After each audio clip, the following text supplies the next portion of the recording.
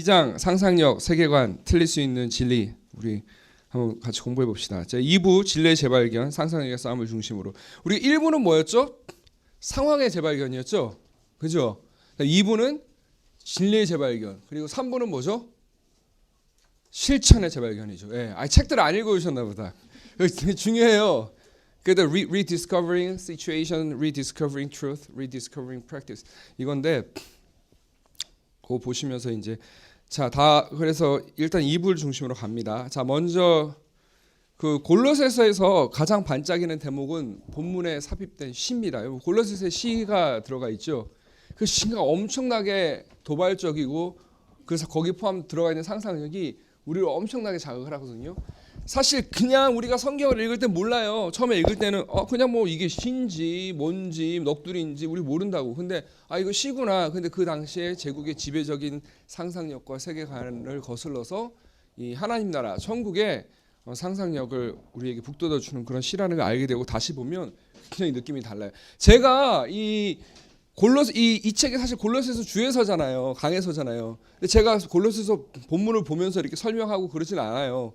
그렇게는 안 할 거예요. 그러니까 여러분들이 꼭 하셔야 될 게 책 보시고 미리 읽어오시는 거. 제가 지난번에 1부 했었고 오늘 2부 한다. 2부 미리 읽으라고 말씀드렸고요.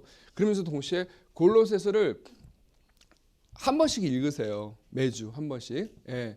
그래서 우리가 이거 끝날 때까지는 골로새서 5번 정도는 읽을 수 있도록, 그죠? 매주 그렇게 읽으시면 훨씬 더 유익이 있을 것이고, 만약에 날 잡아서 그냥 하루 다 뭐 쭉 읽어도 되잖아요. 몇 장 안 되니까. 그러니까 뭐 그렇게 읽으셔도 되지만 그냥 하루에 한 장씩 묵상한다. 그러고 읽으셔도 괜찮고, 그거야 뭐 여러분 it's up to you. 여러분한테 달린 거니까 그런 방식대로 읽으시면 될 것 같아요. 자, 우리 이제 상상력에 대한 얘기를 해야 되는데, 여러분 기독교 신앙을 죄송해요.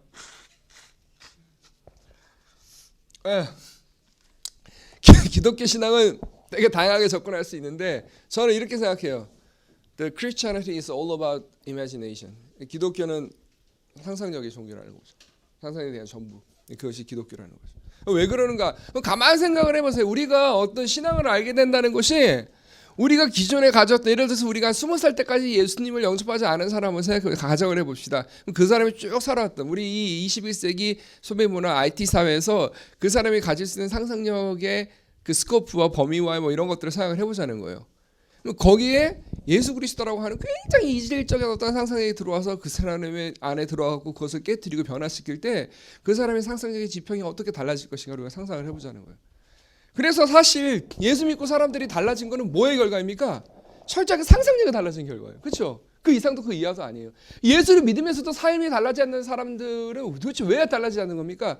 예수를 믿는데 그들이 믿고 있는 예수 신앙이, 그들이 알고 있는 예수가 그들의 상상력을 깨뜨리고 강력하지 못한 거예요. 굉장히 나이브한 예수 신앙을 받아들이고 있는 것이죠. 사실은 상상력이다. 그래서 거기 우리 계속 우리 나눠진 유인물, 유인물은 단어 참 정이 듭니다. 시험 한번 써보니까 계속 보면 어떤 민족의 상상력을 사로잡기 전에는 그 민족을 진정한 의미에서 제국의 신복으로 삼았다고 볼 수 없다. 그들이 포로 이전의 삶을 계속해서 기억하고 제국과 다른 사회를 꿈꾸는 한 그들은 여전히 제국의 threatening, 위협적인 존재다. 이렇게 돼 있죠.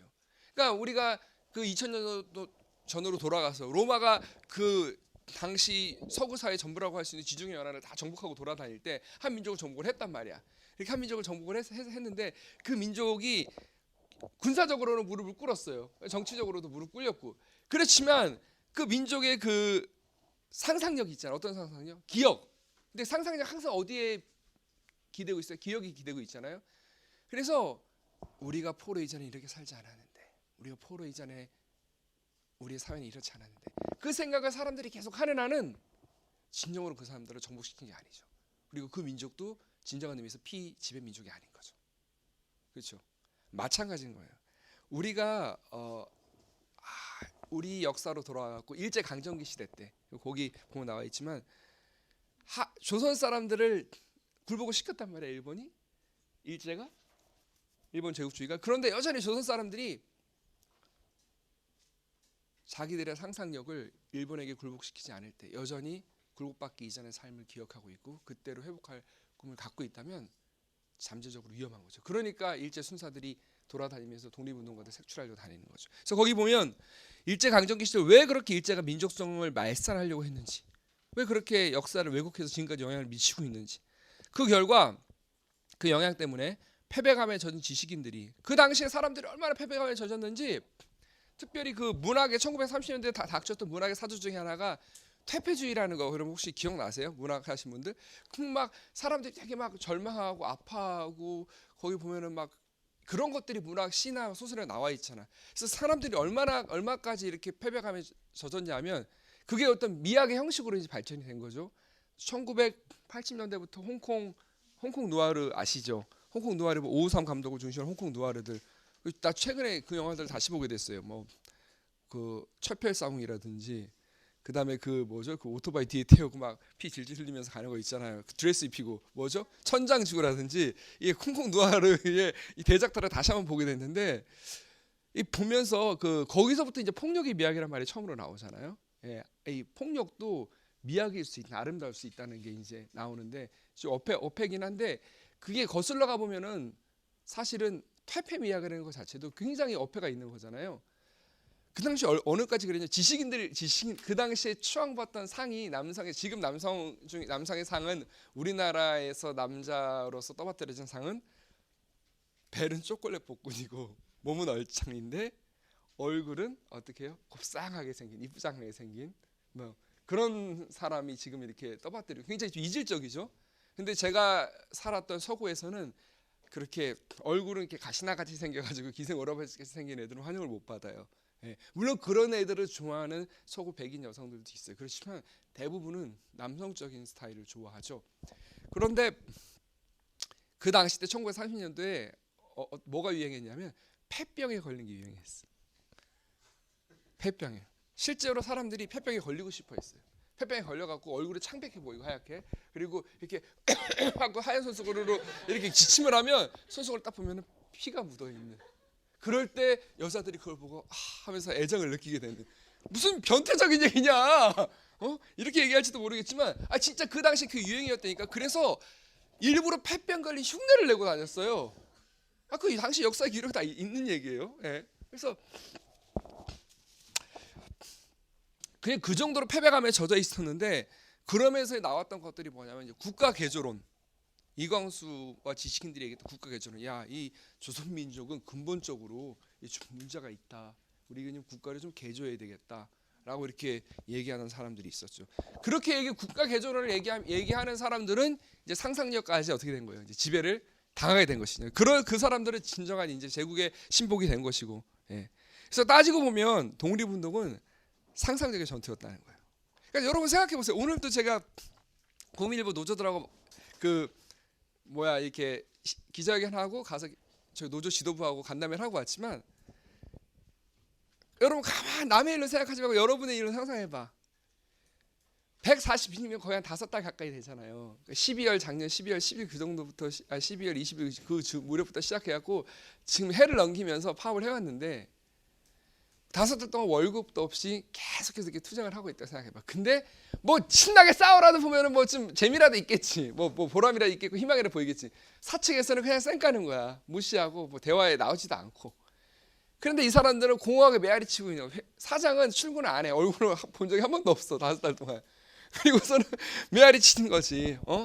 조용기 목사이가 사유와 반대다. 그리고 편집권 독립해라 얘기하는데, 뭐 그쪽에서 야 이 새끼들아 조용히 안 할래 이렇게라도 좀 받아쳐야 되는데 아무도 받아친 사람이 없어. 그럼 힘들다고, 지친다고. 그리고 뭐 처녀총각들이야, 싱글들이야 나름 자유다 그러고 재밌게 사는 사람도 있다 그래. 물론 재미있겠어요. 재미있겠지만 나름 또 즐기는 사람도 그렇게 즐긴다고 하는데, 처자식 있는 사람들 어떡하라고. 힘들잖아. 그렇죠? 힘든데 그분들이 제일 힘든 게 뭐겠어요? 상상력의 싸움이지. 야, 이거 언제까지 할 수 있을까? 이길 수 있을까? 그걸 그 싸움이거든요. 모든 싸움이 다 그래요. 보면, 예. 뭐 재능교육, 파업 얼마나 오랫동안 하고 있습니까?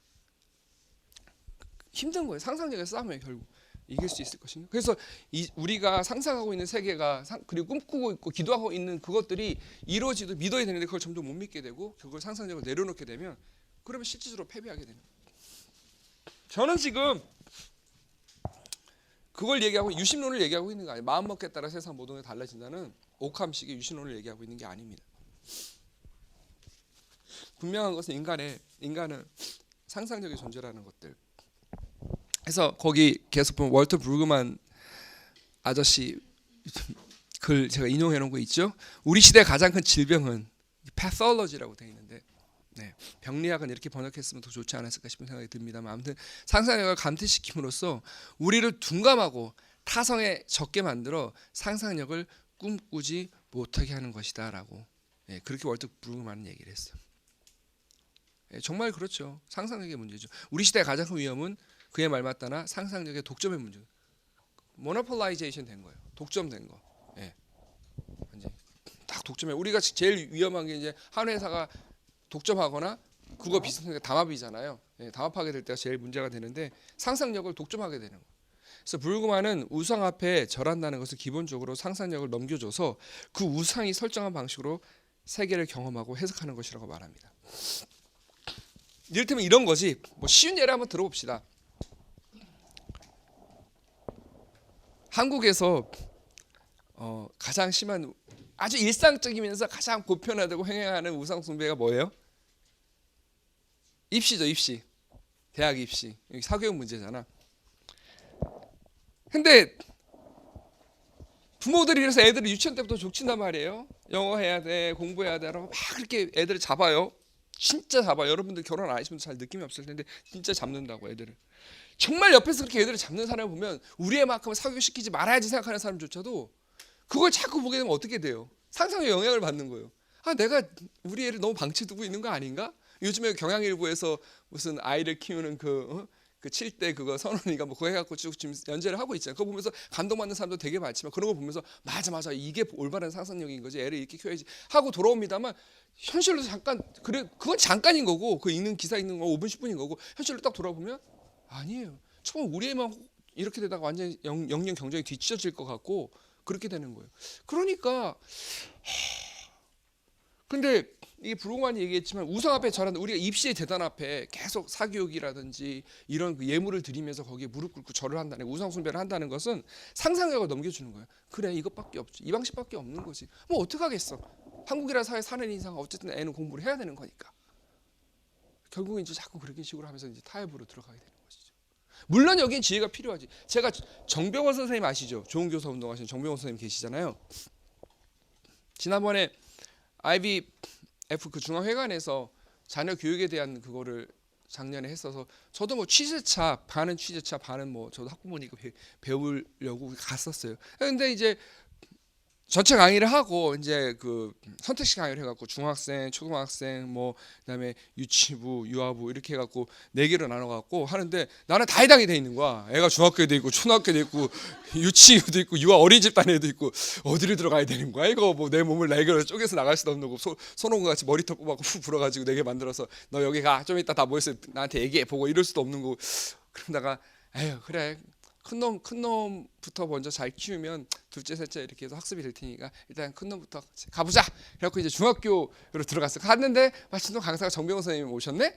정병원 선생님이 또 자기 아들 딸 애들도 고등학교 있고 막 이제 이렇게 하니까 마침 또 생생한 얘기를 해주셨어요. 근데 이제 이렇게 얘기해. 한국 사회에서 이런 거 물론 입시 자체가 잘못된 거지만 현실론을 펼치는 거죠. 어떤 현실론이냐면 교육 현장에 계신 분이니까 저야 뭐 굉장히 이상적으로 얘기하지만 그분이 이렇게 얘기하는 거야.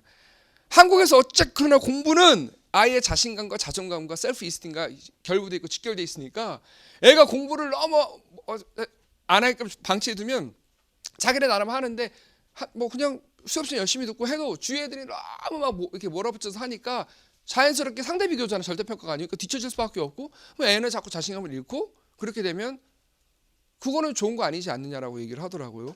그래서 선행학습이 되게 요즘 문제고 요즘에 그 사교육 걱정 없는 세상에서는 선행학습 금지법을 만들어야 된다라고 막 기자회견하고 막 그랬었잖아요. 근데 정병원 선생님은 오히려 뭐 초등학교 6학년 때 뭐 중3 거 하고 고1 거 하고 이런 선행학습 문제지만 초등학교 6학년인데 중학교 올라가면서 중학교 1학기 거를 미리 한번 이렇게 본다. 그 정도의 선행학습 필요한 게 아닌가. 우리가 이런 현실을 살아가고 있으니까. 얘기를 들으니까 굉장히 이렇게 프랙티컬하고 맞는 얘기잖아. 근데 또 이제 이런 이거 제국과 천국을 이거 수업 준비하다 또 보다 보니까 일종의 그것도 타협 아닌가, 상상력이 그거 아닌가. 이제 그 사이에서 어떻게 되는 거예요? 계속 이제 텐션이 일어나는 거지. 텐션이. 그 긴장 가운데서 우리가 지혜롭게 잘 서핑을 해야 되는 거야. 한쪽으로 치우치면 안 되는 거야. 만약에 우리가 제가 지난 시간에 얘기했던 불도프라든지 메노나이트 같은 하나의 독립된 세계가 있어. 그래갖고 애들이 거기 있는 애들은 뭐 거기 애들도 그 중학교까지는 거기 학교를 다녀요. 그 브루도프 안에 있는 학교를 다녀요. 그리고 나라에서 또 그 교육받는 인가를 해요. 일종의 그 인디펜던트 스쿨로 이제 허락이 된 거지, 인가가 된 거지. 근데 고등학교 과정을 바꾸러 나간다고요? 그러니까 고1 때부터는 애들이 그 공동체 밖에 있는 학교를 나가는 거야. 일반 학교를. 그러면 애들이 엄청난 문화적 충격을 받는 거야. 그 브루도프 가신 분은 알겠지만 여자들도 다 긴침하잖아요. 예. 예, 지금 오수영 간사님 저 아름다운 각선미를 뽐내면서 무릎을 꿇고 뭘 그렇다고 또 발을 내려 이렇게 있지만 그 여자들이 가가지고 브루도프에 가갖고 처음에 자매들이 아무 생각 없이 반바지를 입는다든지 아니면 치마인데 뭐 무릎 길이오는 거 별로 긴 것도 아니 짧은 것도 아니잖아. 우리나라에서는 다들 이렇게 요즘에 짧은 거 교복 입는 애들도 다 줄여서 입더구만.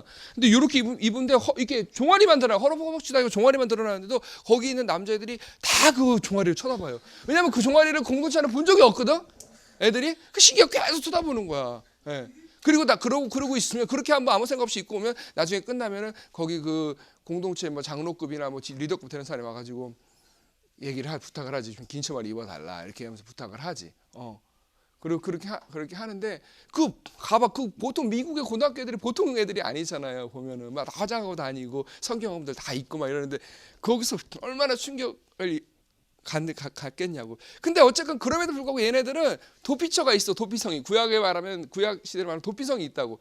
그러니까 세상에 아무리 그래도 공동체 안에 있으면 되는 거야. 대학 안 가도 되는 거예요. 대부분 대학을 안 가지. 고등학교까지만 하고 그냥 말지. 그럼 꼭 대학을 가는 애들 어떤 애들이냐? 그 공동체 안에서 선생 노릇을 해야 되는 애들. 교사. 그럼 너는 교육대학을 가라. 또 공동체 안에 의사도 있어요. 그러니까 의사 될 사람은 또 의대를 보내. 이렇게 하고 공동체의 요구에 따라서 걔는 순종을 해요. 그래서 공동체에서 너는 봤을 때 의사의 자질이 있는 것 같다. 공부도 잘하고 하니까 의대를 가서 공부를 해라. 이렇게 하면 그 순종을 하고 따르거든. 그런 공동체에서는 입시에 예를 들어서 막 진짜 미국은 한국처럼 심하진 않지만 예를 들어 한국적인 상황에서 그런 공동체가 있다고 치면 입시에 광풍이 몰아닥치고 그 재단 앞에 아무도 재물을 안 바치고 견딜 수 없는 상황이 돼도 도피성이 있잖아요. 그러니까 다른 상상이 가능하지. 근데 우리는 그런 삶을 살지 않잖아. 여기 있는 대부분의 사람들은. 그러니까 우리는 어떻게 해요? 그 사이에 텐션이 있는 거예요. 그렇다고 우리가 혼합주의로 가서 그냥 맨날 매번 그냥 사람들하고 구분도 안 되게끔 그 재단에다가 사교육의 예물을 계속 드릴 수는 없는 거잖아요. 그렇다고 해가지고 또 전혀 이상론으로 와갖고 아이한테 정말 그냥 무조건 놀아. 고등학교 때까지는. 그렇게 해가지고 아이로 하여금 정작 뭐가 하고 싶은 꿈이 생겼는데 이거 하고 싶어요. 근데 한국 사회에서는 거기에 해당하는 학과에 진학할 수 있는 성적을 얻지 않으면 대학을 못 가니까. 그러니까 길이 하나밖에 없잖아요. 이거 자체가 그러니까 그 사이에 그 텐션이 있잖아요. 그 긴장과 그 간격 그것들을 속에서 계속 우리가 힘들어하고 고통스러워야 되는데 그거를 조금만 발상의 전환을 하면 나중에 이제 뭐 4강 5강에 가서 실천 부분에서 얘기하겠지만 이게 서핑이 될 수 있는 거예요. 그 사이 텐션 가운데서 공중부양이 돼가지고 몸이 떠가지고 그냥 사이에서 굉장히 지혜로 그게 굉장히 재미있을 수 있고 그냥 스릴링한 스릴 넘치는 일이 될 수도 있다는 거를 나중에 다시 한번 살펴봤으면 좋겠어요. 물론 뭐 고통이 있는 건 당연하고 삶 자체는 고통이죠. 뭐 사는 게 쉬운 게 어디 있어요. 사는 거 자체가 힘든 거고.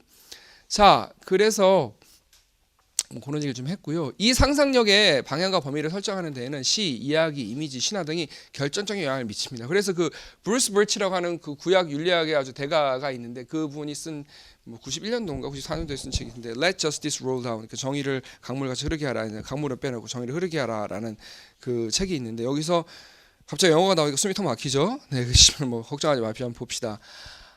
Our lives, 우리의 삶을 participate, 참가한다 어쩌고저쩌고 in the plot of many stories. 스토리에 많은 스토리 그 플롯에 이렇게 참가하는데 the power of biblical stories, 그 성경 그러니까 이게 사실 번역해서 올려야 되는데 제가 게을러가고 그냥 원문 싫은 거예요. 번역이 싫어갖고 그 성서 이야기, 성경 이야기의 힘은 어디에 있냐면 우리로 하여금 뭘 볼 수 있게 해주는 거예요. 우리의 삶에 많은 이야기들이 있잖아요. 삶 가운데 그 이야기들을 뭘로 보냐면 더 큰 이야기 한 부분으로 볼 수 있게 해주는 거예요. 우리가 우리 삶에 많은 이야기들이 빚어지고 있잖아요. 예를 들어서 오늘 저는 살면서 어떤 이야기가 나왔어요. 제 삶에는 어제 막 3시간밖에 잠 못 자고 하면서 국민일보 이거 기자회견 준비해가지고 거기 가서 겪었던 이런 막 일들. 저한테 이런 스토리들이 오늘 저를 통해서 나왔잖아요. 여러분도 각자 여러분 삶의 현장에서 다 자기들의 스토리가 오늘 있을 거 아니야. 근데 그 스토리가 일부라는 거야. 더 큰 스토리의 일부야. 무슨 어떤 스토리예요? 어떤 큰 스토리예요?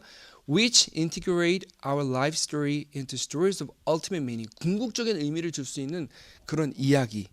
그 이야기 우리의 이야기를 통합시켜 줄 수 있는 더 큰 이야기가 있다는. 그건 뭐예요? 당연히 성서의 이야기죠. 성경의 이야기죠. 그렇죠? 그래서 for Christians 그리스도인에게 that large story 그 큰 이야기는 has been the biblical story. 예, 항상 성서의 이야기였죠. When we cease to know or tell the biblical stories 우리가 성경의 이야기를 알거나 말하기를 멈출 때 and the stories of our faith tradition growing out of the biblical stories 이렇게 되면 we are likely to be shaped. 우리가 형성되기 쉽게 돼요. 그리고 whether consciously or not 그 의식적이든 의식적이지 않든 우리가 형성이 되는데 뭐에 의해서? by cultural 문화 오늘날의 문화 national 한국적인 여러분 그거 불편하지 않으세요? 국민의례 하고 이럴 때? 불편하신 분 없으세요? 저는 항상 불편해요.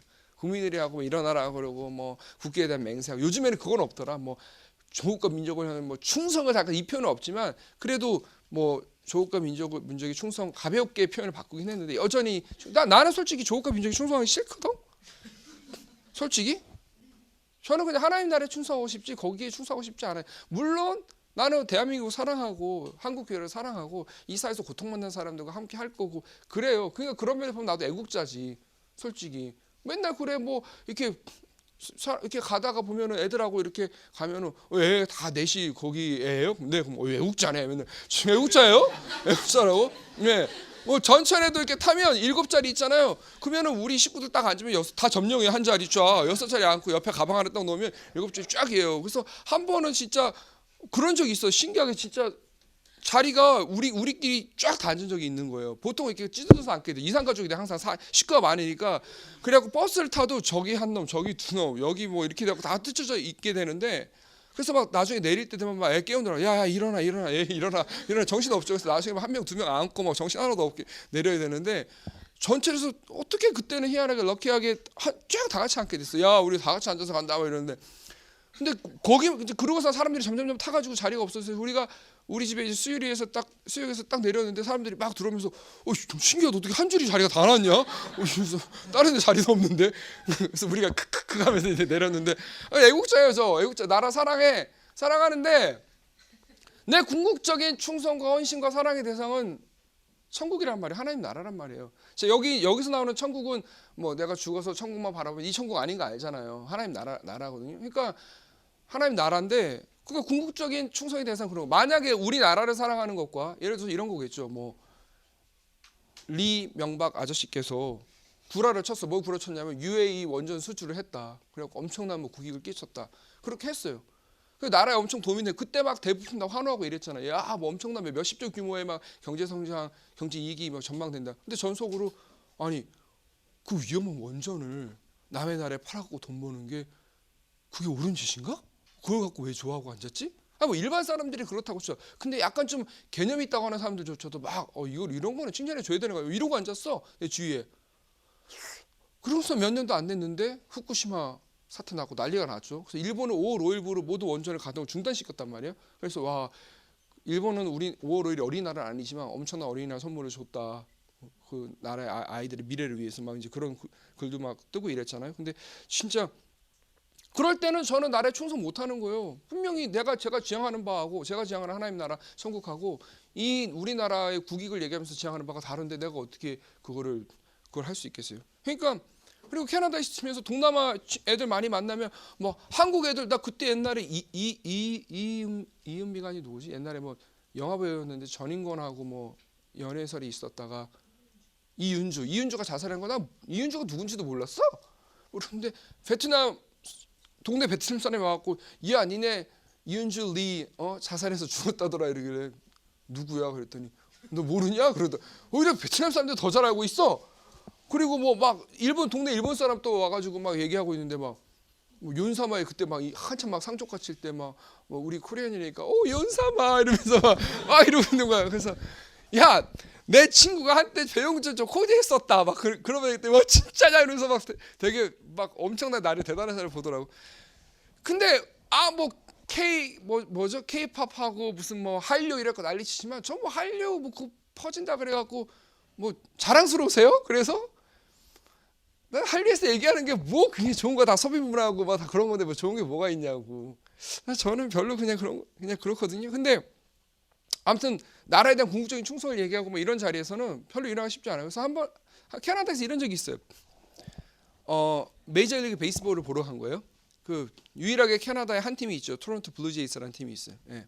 그래서 메이저리그 하는데 그때 2불짜리 티켓이 생겨가지고 2불짜리 2,000원짜리 티켓을 가서 이제 우리 아들하고 이렇게 있는데 처음에 시작하기 전에 거기도 이제 그 내셔널 세리머니를 가지잖아요. 그래서 뭐 애국가도 저 부르고 뭐 이런 거 하잖아요. 애국가 아니고 캐나다 국가도 부르고. 그 이제 미국 국가 하고 캐나다 국가 하는데 다 일어나라는데 저 안 일어나서 앉아 있었어요. 그래서 옆에 뱅이래가 야 지금 내셔널 세리머니 하는데 일어나라 그러더라고요. 그래서 나 아메리칸 아니다. 내가 왜 미국에 나오는데 일어나야 되냐 했더니 근데 그때 또 조지 W 부시가 막 이라크 침공하고 막 이럴 때라 갖고 열받아가지고 더 일어나기 싫었거든. 그래서 그때 야 나도 저기 뭐 그거 아니야 뭐 아메리칸 아니야 나 캐네디언이야 그렇지만 일어나잖아. 그래 이제 미국 팀이 왔으니까 같이 하는 거니까 그때 누가 하고 했어 양키즈하고 했었나 버스나라고 했었나 또 그랬는데 일어나서 나 안 일어나겠다고 그래서 앉아 있었어요. 근데 엄청 뭐 시선이 따가운 거예요. 주위 시선이 힘든 게 그래서 그냥 안 일어났어요. 안 일어나고 캐나다 국가 나올 때 그때는 슬그머니 일어났지. 그때 안 일어났다 돌 날라올 것 같아 무서워가지고 궁극적으로 나는 그 싫은데 우리가 여기 보면은 그 cultural도 있지만 national 있잖아요. 이 national 이거 은근히 무시 못해요. 은근히 무시 못한다고. 그래서 national 그리고 요즘에 그 다문화 사회에 대한 반감이 점점 이렇게 거세지고 있잖아요. 그리고 뭐 그 한나라당 이자스민 후보도 막 나오고 또 요즘에 막 그 조선족 그에 의한 그 아주 살인 사건이나 이런 사건들이 계속 일어나고 이러니까 다 쫓아내야 된다 막 이러면서 요즘에 막 전혀 상관도 없는 글인데 배풀 같은 게 쭉 보면 뭐 지인을 한 달에 100만 원도 못 버는 88만 원 세대인 주제에 한 달에 100만 원 버는 외노자들, 외국인 노동자들 불쌍히 여기고 뭐 그 사람들 위해서 무슨 뭐 다문화 정책 지지해주는 정신 나간 놈들 봐라 이러면서 그런 것들이 굉장히 그 찬성수가 높죠. 그래서 점점 이제 그런 것들이 많아질 텐데 뭐 cultural, national, ethnic or ideological stories 이런 스토리들에 의해서 우리가 형성이 된다는 거예요. 우리가. 뭐 없이 without the corrective of religious value 그러니까 어떤 우리가 믿고 있는 종교적인 가치들 우리 신앙의 가치에 의한 그 수정과 바로잡음이 없이 그렇게 우리가 되기 쉽다는 거예요. 또 스탠리 하워즈는 이렇게 얘기하고 있는데 to be a moral person is to allow stories to be told 이 굉장히 강력한 말이죠. 우리가 도덕적인 인간이 된다고 하는 것은 is to allow stories 이야기들로 하여금 허락하는 거야. 뭘? to be told 우리 안에서 이야기가 말해지도록 through us 우리를 통해서 이야기가 말해지도록 이렇게 허락하는 것이 바로 도덕적인 인간이 된다는 거예요. So that 그렇게 해서 어느 정도까지 our manifold activities gain coherence. 그래서 우리의 그 많은 활동들이 어떤 그 coherence 뭐죠? 그걸 갖게 되는 거예요. 어떤 그 한국말로 뭐라고 해야 되나? 하나로 이렇게 통일성 같은 거잖아요. 응집력 이런 거. 예. 그래서 that allows us to claim them for our own. 그것이 우리들의 것이다. 그 행동은 그래 그 행동은 내 것이야. 그럼 내가 도덕적인 주체로서 한 행동이야. 그렇게 주장할 수 있는 어떤 그런 coherence를 갖게 된다는 것인데 어떤 이야기가 우리 안에 울려 퍼지게 하냐는 거죠. 또 뭐 학자들 얘기했어요. 나도 한번 해야겠죠. 겉으로 박총 이렇게 말한다. 그래서 one of my hunches in doing theology. theology를 하는 신학을 하는 나의 그 헌치 어떤 그런 것 중에 하나는 그 뭐 가정이라고 해야 되나 뭐 신념 검증되지 않은 신념을 헌치라고 하죠. 그 중에 하나는 has been that 뭐냐면 praxis 실천은 depends on character 우리의 성품 우리의 캐릭터에 의존하고 있고 캐릭터는 is shaped by identity identity에서 우리의 캐릭터가 형성되고 identity is fashioned by imagination에서 우리의 정체성이 형성되고 and imagination is formed by images, narratives and symbols 이런 것들에 의해서 우리의 상상력이 형성이 된다. 그래서 제국의 상상력은 바로 지금 얘기했듯이 이미지나 이야기나 상징이나 신화나 이런 것들에 의해서 형성이 된다는 거죠. 그렇죠? 그래서 사실 여러분 가만히 생각해 보세요. 우리가 이야기의 측면에서 우리 기독교 신앙을 바라보면 이런 거예요. 세상에 수많은 스토리들이 있어요. 그렇죠? 이 세상은 그냥 스토리들의 막 전부인 거예요. 세상이 막 여러분 이렇게 길을 가면서 이게 상상을 해보세요. 길을 가는데 스토리들이 막 흘러간다고 생각해 보세요. 그 많은 스토리 중에 내가 딱 반하고 이거 좋은데 이 스토리를 받아들이고 사실 어릴 때부터 엄마가 애 젖먹이면서 아이고 이쁘다 이쁘다 그게 하나의 스토리인 거예요. 너는 이쁘다. 너는 사랑스러운 존재다. 나는 특별한 존재다. 사랑받고 있구나. 그게 스토리인 거예요. 근데 엄마가 애 젖먹이면서 아이고 힘들어 죽겠네. 이제 너 나가지고 엄마 벽에 고생하고 그러면 난 짐스러운 존재구나. 그 이야기를 해서 듣게 되는 거예요. 그러면서 어릴 때부터 야, 공부해야지 열심히 해야지 똑똑해야지 그래야 잘 되지 남들도 잘해 이런 얘기 듣게 되면 경쟁의 이야기를 받아들이게 되는 거예요. 수많은 이야기들 그걸 TV에서 얘기할 때 무슨 뭐예요 무슨 뭐예요 무슨 셀폰 태블릿 나 광고를 하도 안 봐서 모르겠는데 노트 이러면서 무슨 끌려다니지 말고 뭐 하라 이러면서 막 나오잖아요. 그래서 겐역시 그 노트 그 광고할 때 나오잖아요. 그러면 그런 식의 계속 어떤 광고를 통해서도 계속 우리 이야기를 듣게 되고 또 남자는 어떻게 해야 돼 이래야 돼 하는 모든 행동들 이야기를 듣게 되고 간사님 이거 죄송한데 이거 좀 에어 컨디셔닝 좀 해주시면 더들 하시는 것 같아요. 예, 그래서 소리가 아주 좋습니다. 에어 컨디셔닝 소리가 따르릉. 그래서 우리가 계속 그 어떤 수많은 이야기들 툭 지나가는 말로 친구한테 한마디 듣는 말로 야 그렇게 하면 어떡해 이것들이 다 이야기고 거기다 가치가 담겨 있는 거잖아요. 그런 거에서 우리가 형성이 되는 거예요. 우리가 알게 모르게 수많은 정말 이를 세알일 수 없는 정말 numerous 진짜 이게 셀 수 없는 그런 수많은 말들에서 우리가 막 형성이 되어 가고 있는 거예요. 형성이 되고 있는데 그러다가 예수 그리스도의 이야기를 우리가 만났어요. 만나갖고 우리 안으로 확 그게 들어와. 그래갖고 회심은 사실은 그동안 내가 믿고 신봉해왔던 이야기들에서 예수 그리스도의 이야기로 갈아타는 거예요. 그래서 그 이야기들이 내 안에서 울려 퍼지게 하고 그 이야기들이 나를 만들어가도록 허락하는 거. 그거 바로 뭐냐면 예수 그리스도를 영접한다는 의미인 거예요. 이야기 신학의 입장에서 보면 이야기 신학이라는 신학이 있어요. Narrative Theology는 그 신학의 입장에서 보면 회심이라는 게 바로 그런 거예요. 그래서 그 이야기에서 이제 살아가게 되고 그래서 근데 여전히 그렇게 살아감에도 불구하고 우리가 첫째 시간에 얘기했었죠. 우리가 두 가지 잊으면 안 된다고. 우리의 정체성 관련해서 우리가 어디 출신이에요? 우리 흙에서 왔다. 그지? 그리고 두 번째는 노예다. 우리 노예 출신들. 우리 제국의 아이들이었다. 제국의 아이들? 뭐야? 이상하잖아. 그래서 우리는 그 제국의 자식들이었다. 애초에 노예들이었다. 그러니까 우리가 근데 제국은 어떻게 사람을 노예 삼아? 이야기를 통해서, 신화를 통해서, 이미지를 통해서 노예를 삼잖아요. 상징을 통해서, 상상력을 통해서. 그러니까 그거에 의해서 제약돼 있는데 애들이 우리가 그렇게 됐는데 예수 그리스도 이야기를 받아들였음에도 불구하고 여전히 내 안에 예전의 제국의 이야기들이 남아 있는 거죠. 그렇죠? 남아 있으니까 그 사이에서 계속 힘들어하는 게 뭐예요? 그게 일단 성화의 과정인 거죠. 그렇죠?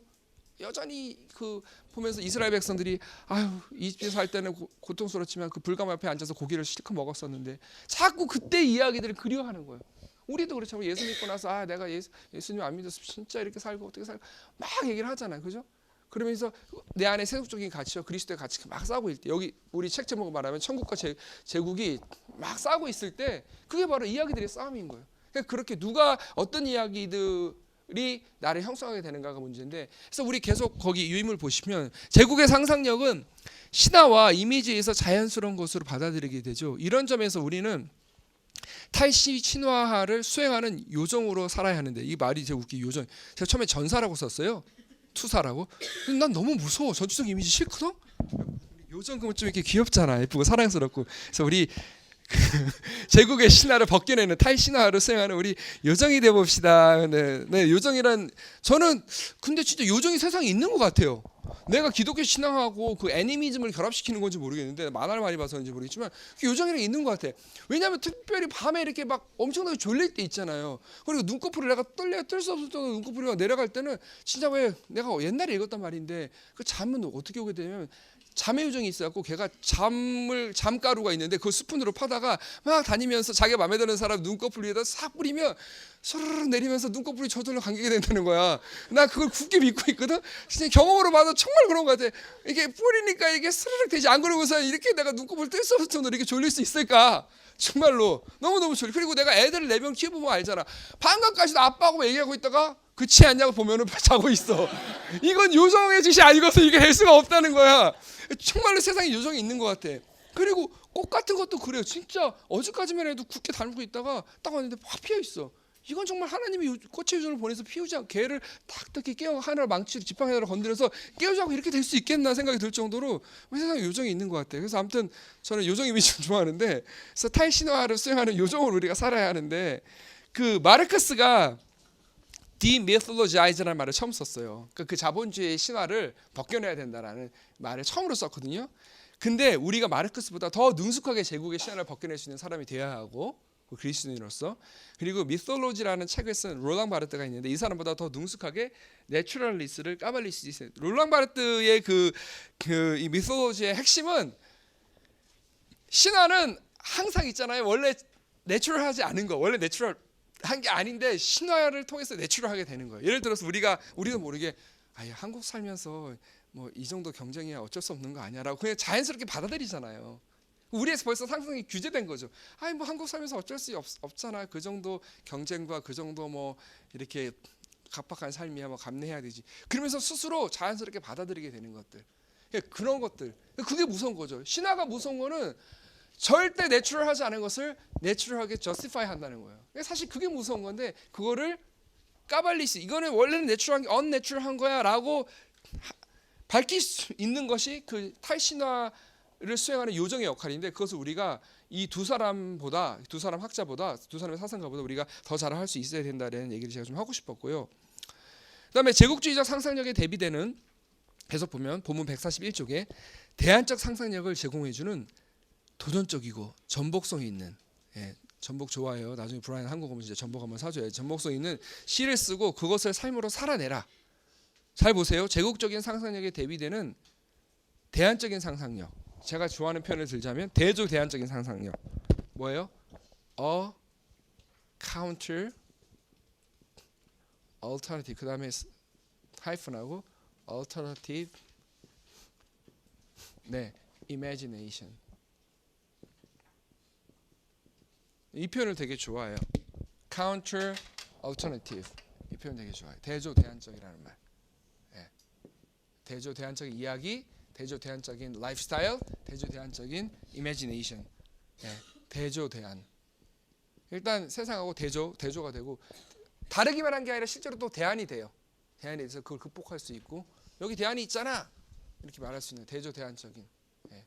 제가 되게 좋아하는 표현인데, 어디서 나온 거냐면, 혹시 공동체에 관심 많은 사람들이 반드시 읽어야 할 책이 뭐냐면 로핑크라는 사람의 책이 있어요. 로핑크라는 사람이 쓴 책, 그 예수는 어떤 공동체를 말했나요? 그 하도 옛날에 읽어갖고 기억도 안 나는데 책 제목이. 로핑크에서 맨날 나오는 표현이 counter alternative 계속 이 표현이 나오거든요. 근데 이 표현 되게 좋아요. 외국의 친구들도 그렇고 몰라요. 이 표현 잘 몰라요. 그냥 alternative만 쓰는데, 나는 항상 페이퍼 쓰거나 뭐 발표, 항상 뭐 얘기할 때도, 디스커션 할 때도 counter alternative 항상 그렇게 얘기했거든요. 그래서 그 어디 나오는 거냐, 그래서 내가 로핑크 책에 나오는데, 브라이언은 그 책을 읽었더라고, 알더라고. 그래서 그 책 정말 공동체 있는 사람 꼭 필요한 책인데, 고맙다고. 그러더니만 counter alternative 이 책에는 안 쓰더라고요. 그래서 쓸 줄 알았더니, 근데 이 책에 나오는 그 미셸 푸코 얘기 나오잖아요. 그 푸코 얘기는 제가 수업 시간에 언급을 해갖고, 사실 원래는 없었어요. 푸코 얘기는 처음에 이 책 내용에는. 근데 나중에 집어넣고 그런데. 자, 뭔 얘기하다 말았어요. 그래서 도전적이고 전복성 있는 시를 쓰고 그것을 삶으로 하필이면 시일까? 그러니까 시만큼 우리의 상상력을 자극하는 게 없다라고 생각해요. 물론 이야기 뭐 다 중요하지만 시가 굉장히 중요하다. 그래서 성경에 푹 잠겨 그 안에서 그 이야기 안에 거하고 거기에 나오는 이미지로 의식화되어 우리의 상상력이 그리스도의 형상을 조차 새롭게 변형되도록 하라. 여기 나온 게 보면 시, 이야기, 이미지 이런 것들에 의해서 우리의 상상력이 그리스도의 형상을 쫓아가게 하라고. 세 가지가 나와 있어요. 시, 이야기, 이미지 이런 것들. 그래서 계속 보면 예수를 믿는다는 것은 제국의 신화와 권력 구조, 일상에 만연된 형상들, 생활의 리듬에 의해서 고착화된 상상력이 성경 이야기에 젖은 상상력으로 바뀐다는 것이다. 거기 잘 보세요. 그냥 넘어가지 마시고 권력 구조. 우리 이 사회에 권력 구조가 있어요. 그렇죠? 권력 구조가 있죠. 오늘도 가서 그 권력 앞에 좀 좌절감을 느끼고 온 사람인데 그 시하면서 이게 무슨 도움이 될까나 실제로. 제 상상력이 자꾸 이렇게 뒤로 물러나는 거죠. 상상력에서부터 패배하고 있는 거죠. 그 권력 앞에서. 그 다음에 일상에 만연된 형상들. 그러니까 로마 시대 때 권력 구조. 그리고 그 로마의 그 그 형상들, 뭐 공공 건물이나 거리와 수많은 곳에 이렇게 조각되어 있는 형상들, 그런 거 우리의 뭐예요? 어떤 자본주의적인 어떤 아이템들, 이미지들, 그런 것들. 그다음에 생활의 리듬. 우리가 어떤 생활의 리듬을 따라 살아가고 있어요? 이 자본주의 산업사회의 리듬을 따라 살아가고 있죠. 그러니까 삶이 힘들지. 애초에 우리 인간은 하나님의 창조의 리듬에 따라 살게 돼 있는데 자꾸 그 리듬에 따라 살도록 우리가 길들여진 거잖아. 그러니까 힘든 거죠. 자꾸 벅차고 살아가는 게 만만치가 않고. 그래서 우리는 다른 리듬을 갖고 살아야지. 그래서 교회력이 굉장히 필요한 건데 교회력에 대한 거 다시 한번 나중에 얘기하도록 하고요. 에 의해 고착화된 상상력이 성경 이야기에 젖은 상상력을 바뀐다는 것이다. 가만히 생각해 보세요. 가만히 생각해 보세요, 여러분들. 우리가 어떤 존재냐? 신이 특별한 목적을 갖고 우주와 나 자신을 지었다는 그것을 받아들이는 것만으로도 성부에 한 상상력. 신이 나와 같은 인간의 몸으로 이 땅에 와서 이 모든 세상살이를 체휼했다는 것. 히브리서에 나오는 말이죠. 예수 그리스도는 우리가 겪었던 모든 시험과 이런 것들을 체휼했으나 죄는 없으시니라. 이 성자의 상상력. 또 신이 이 땅에 오는 것으로 그치지 않고 내 몸을 집으로 삼아 내 안에 거하고 있다는 것. 우리 안에 거하고 있다는 것. 이 성령이 주는 상상력이죠. 이것만으로도 이 세상을 전복할 수 있는 전혀 다른 상상력을 갖게 되는 거예요. 이거 엄청난 상상력의 근원인 거죠. 그렇잖아요. 뭐 다른 거 볼 것도 없고 성경에서 산상보험만 보세요. 마태복음 5장, 6장, 7장만 봐도 엄청난 상상력의 원천이 되잖아요. 보세요. 온유한 사람 복이 나니 저들이 땅을 차지할 것이요. 말이 돼? 무슨 온유한 놈이 땅을 차지해요? 아 진짜 그런 식으로 따지면은 그 재개발하는 데 투자하는 데 가봐요. 막 주민들 악을 쓰고 거기서 막 내가 죽으면 죽겠지 못 밀려난다. 그대로는 반드시 여기서 우리 나가면 죽는다. 철거당하면 안 된다. 결코 온유한 사람이 땅을 차지한다는 게 거기에 통하지 않잖아요. 그렇죠? 사실 세상과 전혀 반대되는 상상을 우리에게 가르쳐주고 있는 거잖아요. 산상보원을 보면 정말 세상과는 반대되는 상상을 우리에게 가르쳐주고 있어요. 그 상상력이 이 땅의 새로운 삶의 방식을 이제 빚어내게 되는 것이죠. 예. 그래서 기본에 충실하는 게 좋아요. 성부, 성자, 성령 삼위 하나님만 깊이 묵상을 해도 그리고 그 삼위 하나님의 하나 되심을 그렇죠? Oneness in three 세에 존재하는 그 하나의 그 속성을 깊이 묵상하고 산상보만 깊이 묵상해도 정말 그 상상력이 우리 삶을 통해서 이렇게 삶의 방식으로 표출되기만 해도 정말 엄청난 변화들을 만들어낼 수 있는 거죠. 예. 정말 대단한 변화를 만들어낼 수 있죠. 거기 보면 성령에서 내가 주의하고 싶은 게 뭐냐면 성령님께서 이 땅에 오는 그치지 않고 내 몸을 집으로 삼아 거한다라고 그랬는데 여기서 좀 주의를 해줬으면 좋겠어요. 우리 대부분 오해하고 있는 게 제가 처음에 도입할 때 그 기도할 때도 하나님이 우리의 그 감각에 계시는 걸 얘기를 했잖아요. 우리가 꽃 피어나는 꽃을 보는 우리의 눈 가운데 하나님이 계시고 이런 얘기를 했는데 성령님 우리 보통 초등부, 유년부 그 주일학교 선생님들 맨날 여러분 예수님이 어디 계세요? 그러면 이제 예수님이 영이니까 이제 성령님을 얘기하는 거잖아. 그러면 네 어디 있어요? 애들이 우리 마음속에 맞았어요. 그러는데 난 그거 보면 뒤에서 중얼중얼 거리고 지나가요. 그러면서 그리고 얼마 전 우리 애들한테 예수님이 어디 계시냐, 성령 어디 계시냐, 우리 마음에 있잖아. 그러면 그거 아니야. 선생님들이 그렇게 가르치는데 그거 아니야. 그렇게 말하면 절대 틀렸대. 아빠 왜 그래? 그래서 그거 진짜 아닌 거야. 그래서 성경 어디에 성령님 우리 마음에 계시다 그래요? 그거 아니에요. 우리 몸에 계세요. 우리 몸에. 네, 우리 몸에 계시다고. 우리 마음에 있는 거 아니라고요. 그게 엄청난 차이예요. 성령이 우리 마음에 있는 거 몸에 있는 거는 완전히 다른 거예요. 우리 몸에 계신 거예요. 우리 몸과 물질과 우리 육체성을 긍정하는 거예요. 우리 감각성을 긍정하는 거예요. 우리 몸이 성령의 집인 거. 우리 마음이 성령의 전이 아니고 그래서 성령께서 하나님께서 우리의 몸을 당신의 드웰링 거주하는 그 집으로 삼아갖고 그래서 너의 몸은 하나님이 거하시는 거룩한 전이 아니냐 성전이 아니냐 바울이 그렇게 얘기하고 있잖아. 그러니까 세상에 수많은 죄들이 있는데 다른 죄들은 다 몸 밖에 짓는 죄지만 무슨 죄? 음란의 죄는 어디에 져요? 몸으로 짓는 거예요. 뭘로 짓는 거예요? 성령이 거하시는 전인 하나님의 집으로 죄를 짓게 되는 거예요. 그래서 음란의 죄가 무서운 거예요. 그래서 음란의 죄를 짓지 말라 그러는 거예요. 그게 그 연관선상에서 나오는 거예요. 만약에 성령님이 우리 마음에 계시다 그러면 그 말이 성립이 될 수 없어요. 우리 몸은 상관이 없죠. 그렇게 되면 거기서 뭐가 나오는 거예요? 거기서 뭐가 나오는 거예요? 거기서 그 당시에 한참 유행했던 그 뭐예요? 당시에 그 무슨 사상이죠? 바울이 막 되기 싫어하고 막 전투적으로 싸웠던 그 사상이 있잖아요. 영지주의. 거기서 영지주의가 나오게 되는 거잖아요. 그러니까 그래서 성령께서 우리 몸에 계시다고 생각하면 우리의 감각이 천한 것으로 취급받을 하등의 이유가 없는 거예요. 하등의 이유가 없는 거예요.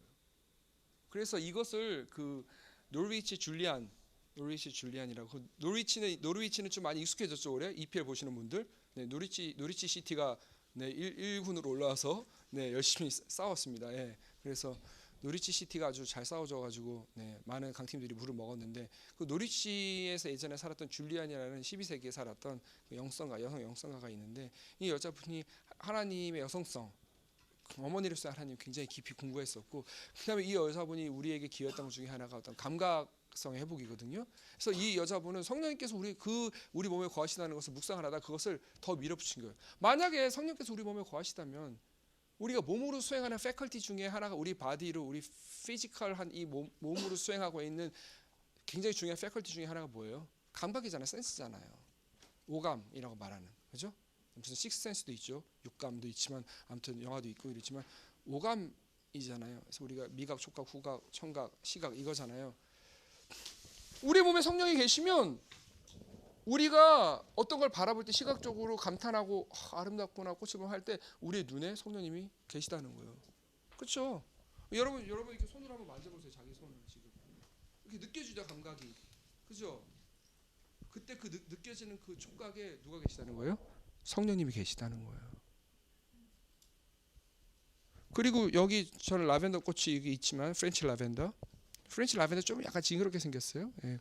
뭐 잉글리시 라벤더가 더 이쁘긴 한데, 아무튼 향기를 맡아보세요. 여러분 뭐 아무 향기를 맡아보세요. 뭐 커피 향기도 좋고 뭐 향기 맡을 거는 사람은 향기 맡아보세요. 자기 향기니까 뭐 어때? 자기 향기 사랑해야지. 하나님 주신 향기인데 남의 향기는 거북하지만 자기 향기잖아요. 자기 향기도 못 사랑하면 어떻게? 화장실에서 배 아파 온가하면서 자기 향기고 사랑하지 못하면 안 돼요. 나 이거 굉장히 중요한 얘기하는 거예요. 영성적으로 굉장히 중요한 얘기예요. 자기가 자기 몸에서 나는 냄새를 싫어하면 안 되는 거예요. 예, 당연히 좋아야 되는 거고. 그런데 그 향기를 맡을 때 그 향기를 맡는 우리의 후각에 하나님이, 성령님이 계신 거예요. 그렇죠? 그래서 그 노리치 줄리아는 그리스도께서 어디에 거하시냐면 감각에 둘러싸여 자정하고 계신다라는 표현을 써요. 감각에 둘러싸여 자정하고 계시고 그리스도의 나라는 그런 감각의 나라들이다, 이런 표현을 쓰면서 밀어붙이죠. 그래서 굉장히 감각을 긍정하죠. 그러니까 우리가 이 감각이 이렇게 속된 것으로 취급될 이유가 전혀 없어요. 우리 보통 영적이다 이러면은 이게 서구 사회에서 왔던 이 뿌리 깊은 이론인데, 스피릿 이 영이고 그다음에 뭐가 있어요? 센스, 감각이잖아요. 그래서 영이고 예, 감각적인 거고. 여기 spiritual 그러면 영적, sensual. 벌써 어감 붙여 sensual 그러면 네거티브 하잖아요. 의미 자체가 별로 좋은 게 아니에요. 영어에서도 sensual 하면은 뭔가 좀 부정적인 의미가 있어요. 그다음에 spirituality, 영성, sensuality, 감각성. 별로 좀 이쪽 부정적인 거예요. 근데 이 이론을 깨트려 버린 거예요. 어떻게 됨으로써 그리스도가 이 땅에 몸을 갖고 우리와 똑같은 오감을 가진 존재로 이 땅에 오셔서 그분의 오감을 활용해서 이 땅에 사시고 사역을 하셨다는 것. 그리고 그분이 가신 이후에 성령께서 오셔서 우리의 육체 가운데 거하시고 우리의 감각 가운데 거하신다는 그것 때문에 이 부분이 회복이 된 거예요. 네. 그래서 성경에 보면 이 감각들이 굉장히 많이 나와 있어요. 특히 뭐 아가서 같은 거 보면은 얼마나 감각적인 사랑을 합니까? 뭐 그대 머리카락이 어쩌고 뭐가 어쩌고 정말 감각적인 사랑을 하잖아요. 하나도 속되다고 하지 않잖아요. 예수님도 보시면 뭐 저 들판에 핀 꽃을 보라 할 때는 시각을 얘기하는 거고, 조금만 상상을 해보세요. 예수님께서 그 갈릴리 바다를 이렇게 맨발로 이렇게 물 이렇게 건너 가셨잖아요. 그래서 제자들이 깜짝 놀라 하고 막 귀신이 다 밤에 놀랄만도 하지. 그렇죠? 서프라이즈 예수님 하시는 건 하고 놀랐는데, 그거 이렇게 바다 위로 건너가셨을 때 그런 생각 안 하세요? 조금만 상상을 해보면 알겠. 그 찰랑찰랑 치는 물결이 예수님의 발을 이렇게 탁탁 건들 때 그 예수님 기분이 어땠을까? 난 그런 상상을 하거든. 나는 베드로같이 무모하게 자기도 한번 예수님처럼 서보고 싶다, 뭐 그런 마음이 아니라 진짜 물결이 발을 친다는 게 어떤 느낌일까? 그 감각성을 느껴보고 싶어서 저는 물 위로 걸어보고 싶어요.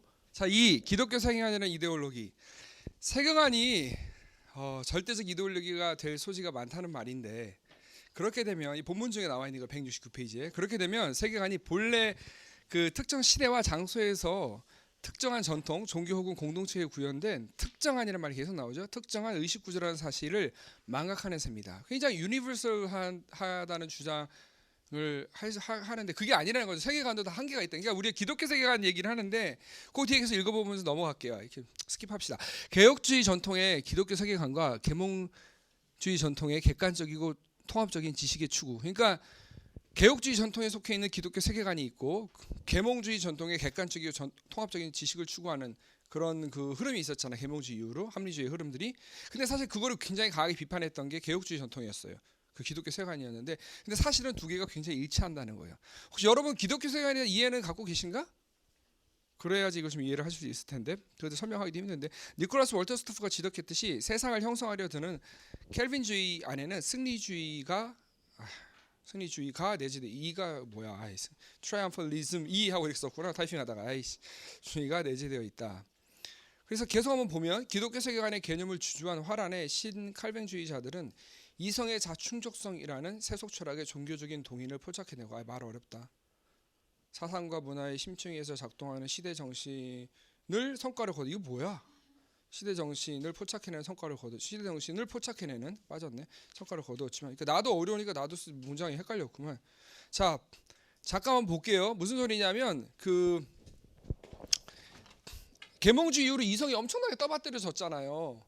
그냥 이성 최고 자기 멋져 뭐 이렇게 우리를 다스려 주세요 이렇게 됐는데 그 신칼빈주의자라고 불리는 화란의 그 기독교 세계관을 만들어냈던 사람도 있잖아요. 뭐 아브라함 카이퍼나 도에벨트나 뭐 수많은 사람들이 있잖아요. 볼레노벤 뭐 많은 사람들이 있는데 그리고 그 이후에 우리가 아는 사람들 이 사람들보다 뭐 제임스 사이어라든지 뭐 브라이언 월시라든지 이런 사람들 알잖아요. 기독교 세계관 이러면은. 근데 이제 이 사람들이 했던 게 뭐냐면 이성의 자기 충족성. 그러니까 세상에 어떤 것도 스스로 존재할 수 있는 건 없어요. 하나님 외에는. 그렇죠? 우리는 다 의존적인 존재야. 그렇죠? 예. 육체도 그렇고 이성도 마찬가지예요. 근데 이성은 스스로 충족된다는 자기 충족성이라는 게 있는데 그 자기 충족성이 바로 칸트 철학의 핵심적인 개념이에요. 그래서 칸트를 비판을 하면서 도에벨트가 이성의 자충족성을 신랄하게 비판을 하죠. 이성에 대한 명목적인 종교적인 신념이 있다. 종교를 비판하고 이성으로 넘어왔지만 실제로는 이성에 대한 종교적 차원의 신념과 그 믿음은 거두지 못했다는 거죠. 아주 기본적인 얘기예요. 기독교 세계관에서는 기본적인 얘기인데 그거를 그래서 그 이성에 대한 아주 자기 충족성, 이성에 대한 절대 신뢰가 바로 세속 철학의 그러니까 뭐 칸트 철학이라든지 뭐 데카르트 철학이라든지 그 합리주의 철학의 종교적인 동인. 그러니까 그게 종교를 비판하면서 이성으로 넘어왔지만 실제로는 그게 거의 종교적 수준의 믿음이다. 그 종교적인 어떤 근본적인 모티브가 된다. 그거를 포착해내고 막 비판을 했고 누가? 기독교 세계관을 얘기했던 칼빈주의자들이 그리고 사상과 문화의 심층위에서 작동하는 시대 정신을 포착해냈어요. 그래서 그 시대 정신을 포착해내서 자이트가이스트라고 하는 시대 정신을 포착해내서 이 시대 때는 이런 세계관이 지배적이었고 이 시대 때는 이런 세계관이 지배적이었다는 걸 밝혀내고 그걸 기독교 세계관에서 비판을 하면서 분별을 하는 그런 성과를 거두었는데 중요한 거 여기에요. 정작 기독교 세계관 자체가 모더니즘의 산물이고 서양, 백인, 중산층 남성의 세계관에 충실한 반영임을 깨닫지 못했다는 거죠. 이게 문제라는 거죠. 그러니까 기독교 세계관이라는 걸 가지고 다른 모든 세계관을 폭로를 드러냈어요. 그 정체를 막 폭로시켰어. 다른 세계관들에. 그 대표적인 것 중에 하나가 이게 이성에 대한 어떤 신념, 맹목적인 종교적인 차원의 이성에 대한 종교적인 차원의 믿음이라는 거죠. 중세시대 때 종교적의 믿음을 비판하고 자기들 일로 넘어왔는데 실제로는 이성에 대한 믿음만큼은 종교적이라는 거. 거기서 막 비판을 했어. 그러면서 마치 자기들은 어떤 시대도 그리고 모든 시대 뭐 로마 시대 때부터 시작해갖고 중세 또 근대 이 모더니즘까지 오는 동안에 모든 각 그 시대의 시대 정신과 세계관들을 막 비판했거든. 기독교 세계관으로. 근데 정작 자기들은 그러면서 자기들은 그냥 유니버설한 전 세계의 모든 시대가 통용이 되고 절대적인 어떤 잣대로 생각을 했는데 사실은 화란의 신칼빈주의자들이 만들어낸 기독교 세계관의 개념과 사상도 실은 어떻다는 거예요? 모더니즘의 산물이라는 거예요. 그거를 겸손하게 인정을 할 수 있었는데 그걸 인정을 못했다는 거지. 그리고 자기 자신들도 결국 어때요? 서양 사람들의 어떤 그 한계 또 남자들의 한계 굉장히 가부장제적이에요. 기독교 세계관 보면. 그리고 백인들의 어떤 한계 굉장히 백인 중심적인 한계들 그런 것들이 너무나 이제 명백히 드러나 있다는 것. 그리고 중산층의 세계관이라는 것들. 그래서 나중에 니콜라스 월터스토프가 얘기를 하잖아요. 기독교 세계관 칼빈주의로서는 거기에는 기독교 세계관도 포함되어 있을 텐데 칼빈주의로서는 자본주의 문제를 명확하게 다뤄주고 비판할 수 없다라고 인정했어요. 이미. 그렇기 때문에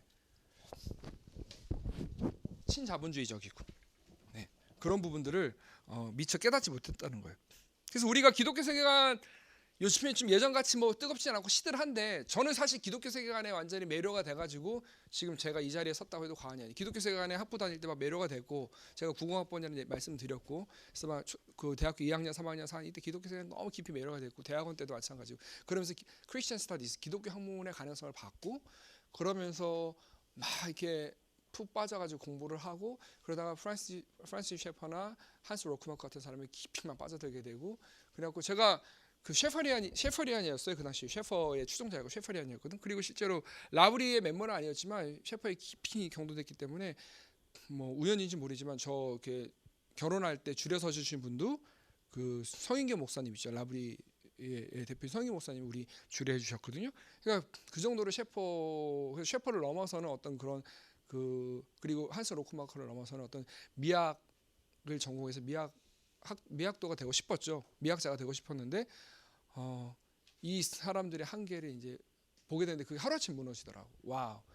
내가 정말 그 사람들 그래서 그 사람들이 갖고 있는 그 세계관으로 이것들을 미학적인 관점에서 이걸 다 보고 평가를 한 건데 그 사람들 갖고 있는 자체의 한계를 보게 되니까 이들도 one of them 그 중에 하나였구나. 이걸 알게 되니까 내가 거기 막 들어가 있을 때 몰랐는데 이렇게 빠져나서 보니까 약간 좀 허망하기도 하고 그렇지만 그 굉장히 큰 저에게 이제 깨달음을 줬고 저에게는 약간 뭐 거의 뭐 제2의 무슨 회심이라고 해야 되나 깨달음이 해야 되나 그 정도로 저에게는 큰 좀 계기가 됐던 어떤 그런 일이었어요. 그것이 그래서 여러분들 잊지 마세요. 기독교 세계관 공부하세요. 하는데 항상 머리 한 구석에서 뭘 기억해야 되냐면 기독교 세계관 자체도 모더니즘의 산물이다. 그리고 서양, 백인, 중산층 그리고 남성의 어떤 세계관을 충실하게 반영한 것이다라는 거를 여러분이 늘 의식하면서 공부를 하시면 좋겠어요. 그리고 그 기독교 세계관 여기는 안 썼는데 내가 강의 준비하다가 빼먹고 안 썼는데 거기에 써놓으세요. 기독교 세계관 굉장히 명제 중심적이라는 거, 명제주의적인 거라는. 그러니까 이야기의 세계관이 아니라는 거죠. 명제 중심적인 세계관이라는 거죠. 그래서 대표적인 사람이 제임스 사이어죠. 그래서 제임스 사이어를 브라이언 월시는 뭐라고 하냐면 프로포셔니스트 월드뷰라고 얘기해. 그러니까 명제주의적 기독교 세계관 학자라고 얘기할 정도로. 그래서 이건 뭐 공식적으로 말 못하는 수업 시간에 그냥 하는 얘기로는 그래요. 명제주의적 기독교 세계관 학자다라고 얘기할 정도로 얘기해요. 제임스 사이어의 그 기독교 세계관에는 이야기가 없죠. 지금 1990년대 중반부터는 다 그 이야기로서의 기독교 세계관이 나오잖아요. 개념들이.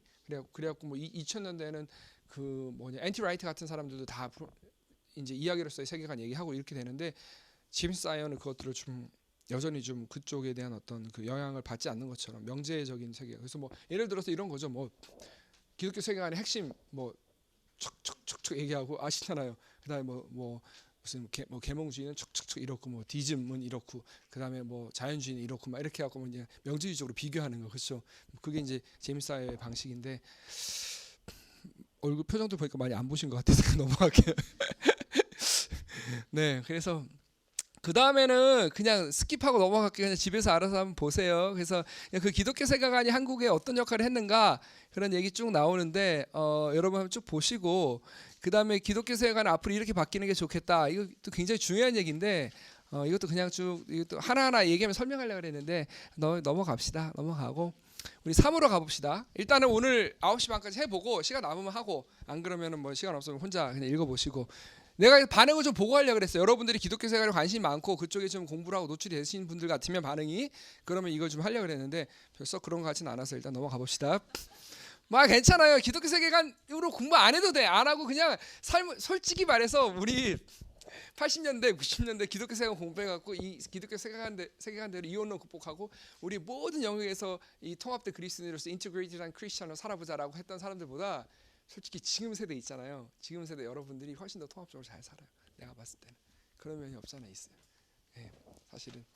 그리고 그때 막 우리 그래서 뭐 사회적 복음 얘기하고서 우리 그리스도인 복음주의자로서 사회적 책임도 다 해야 된다. 막 그랬지만 그 당시 때 그렇게 얘기했던 사람들보다 여러분이 훨씬 더 사회적 책임 잘하고 물론 뭐 인터내셔널 환경이 생겼고 이래갖고 온라인에서도 쉽게 서명할 수 있고 뭐 온라인에서도 쉽게 이제 송금하고 뭐 가장 강력한 연대는 뭐 저기 송금이다 이래갖고 막 돈 보내면서 막 이렇게 어려운 현장에 막 가가지고 직접 내가 몸은 못 가도 막 하고 또 시간 나면은 막 그냥 가볍게 놀러 가는 기분으로 우리 강정마을 가자 뭐 그래 가갖고 막 가서 막 이렇게 봉사활동 하고 오고 오늘 저녁에 뭐 우리 대한문에 가갖고 쌍용 자동차 거기 시민 그 저기 상주단 모집하고 뭐 거기 또 이렇게 분양하는 데 가서 분양하고 오자 그냥 가벼운 마음으로 여러분 이렇게 하잖아. 사실 지금 여러분들이 훨씬 더 잘하고 있지. 그런 부분에서 더 통합된 그리스도 잘 살고 있지.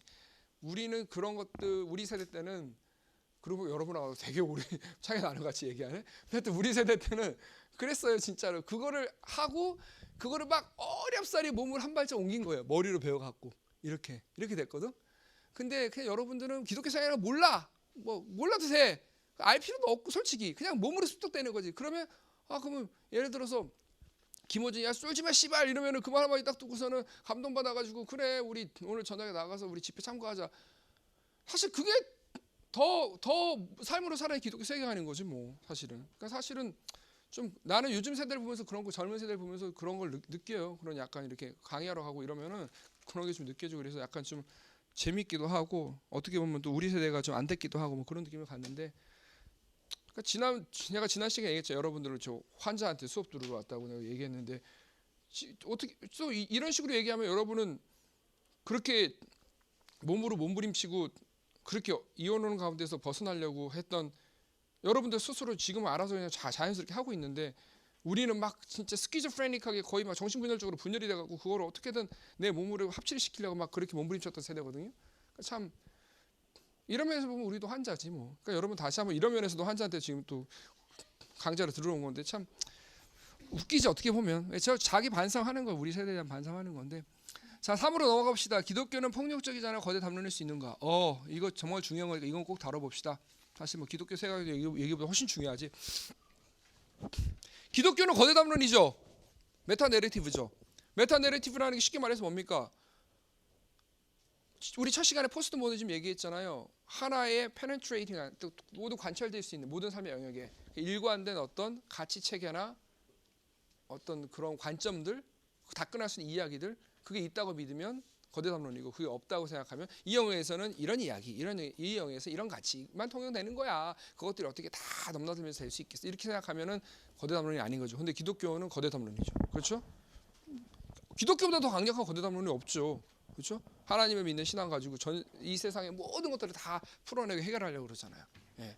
이제 그렇게 되다 보니까 일부 목사님들이 아니지 많은 목사님들이 목회자들이 무리를 하지. 자기들이 막 직장 생활하고 이런 영역에서도 완전 전문가인 양 행세를 하잖아요. 그런 거 보면 대박 좀 어이가 없긴 하지. 예를 들어서 저희 이민교회에서 사역을 했었으니까 7년 동안 전도사 사역을 했었으니까 거기 보면은 막 이민사에서는 진짜 막 새로운 막 사업 해갖고 세탁소 열었어요. 뭐 편의점 컨비니언스 해요. 막 이러면 목사님이 가가지고 막 훈수를 두는 거야. 막 세탁소는 이런 입지에다 해야 되고 이렇게 하면은 막 좋고 막 자기가 더 잘 알아. 그런 스몰 비즈니스 하는 사람들보다. 근데 그렇지 않거든. 더 잘 알지 못하거든. 그러면은 그런 전문성에 대해서는 그분들한테 맡겨놓고 자기는 뭐 어떤 그런 뭐 가게를 얻고 어떻게 운영하는 거에 대한 어떤 기독교적인 노동관 그에 대한 어떤 근본적인 성경적 원리 이런 것들을 얘기해 주면 되는데 그런 분야들까지 다 훈수로 두려고 그러고 얘기를 하려고 그러고 그런 습성들 한국 목회자들도 마찬가지죠. 성도들의 삶과 관련된 모든 분야에서 심지어 뭐 남자가 뭐 애 낳은 여자보다 뭐 애 낳는 거 더 잘 알아. 그래갖고 최소한 뭐 저처럼 뭐 진짜 우리 안방에서 낳고 제가 막 이렇게 애 받고 막 탯줄 짜려고 막 제가 좀 얘기하면 그나마 좀 덜 민망스러운데 진짜 애 낳으면서 한 번도 그 병원에 그 분만실 들어가 보지도 않고 밖에서 이렇게 있었던 사람들이 어떻게 더 잘하는지 모르겠어. 보면 약간 좀 그렇긴 한데 아무튼 뭐예요? 기독교는 정말 거대 서사다. 그래서 우리가 그 메타 내러티브인데 한번 보시죠. 근데 메타 내러티브의 가장 큰 문제점은 뭐예요? 폭력적이라는 거지. 억압적이라는 거. 예, 억압적이라는 거. 폭력적 억압적. 그래서 그게 가장 이렇게 드러나는 게 셰퍼나 로크마커의 책을 보면 기독교 세계관을 관점에서 각 시대들을 다 이렇게 분별을 하잖아요. 근데 거기 보면 기독교 세계관을 관점에서 사실 디테일하게는 맞지도 않는 건데 어거지를 거기에 끼워 맞추려고 이렇게 폭력적인 글쓰기를 할 때가 있어요. 예. 분명히 다양한 면들이 있거든요. 이를테면 뭐 키에르케고르 같은 사람들 실존주의자들 평가할 때 키에르케고르 같은 경우는 유신론적 실존주의자고 그 사람 삶 보면은 굉장히 배울 점이 많은 그리스도인이에요. 그 사람들의 삶이나 어떤 저수를 보고 또 톨스토이 같은 경우도 그렇고. 근데 굉장히 평가가 박하지. 그리고 자기 기독교 세계, 자기 어떤 서구 기독교, 내가 아까 서구의 한계가 있다 했잖아. 서구, 남성, 중산층, 백인 이 한계가 있다 그랬었는데 명제주의적인 그런 한계가 있다 그랬었는데 그런 서구 입장에서 어떤 그 톨스토이 같은 사람은 약간 러시아는 약간 이쪽 서쪽하고는 다르잖아요. 동부 쪽이 그러니까 굉장히 좀 이해를 그리고 그 사람은 거기 정교회잖아요. 러시아 정교회고 이러니까 개신교도가 아니고 이러니까 굉장히 박하게 평가를 받죠. 그런 부분에서 좋은 평가를 못 받지. 그리고 자기가 말하고자 하는 얘기에 다른 사람들 막 끼워 맞춰서 집어넣죠. 그런 어떤 폭력성들이 책만 봐도 이렇게 딱 드러나는 거예요. 근데 그래서 거기 181쪽 인용한 거 보면 온 우주에 대한 거대한 진리를 주장하고 있죠. 성경이. 그렇죠. 성경의 거대 서사는 전체주의적인 성향, 제가 제일 싫어하는 전체주의적인 성향과 폭력적이고 억압적인 성격을 가지고 있는가? 갖고 있죠. 솔직히 말해서. 예, 갖고 있죠. 실제로 그 역사적으로 증명이 됐고 굉장히 아픈 부분이죠. 그러니까 기독교 좀 신랄하게 기독교 새끼들이 들어간 데는 항상 전쟁이 있는 거야. 그렇게 말하면 우리는 변명할 구석이 없어요. 기독교들이 들어간 곳마다 분쟁이 일어나고 싸움이 일어나고 사륙이 일어나고 전쟁이 일어났다. 말하면 우리 솔직히 할 말이 없다고. 거기에 대해서. 예, 할 말이 없어요.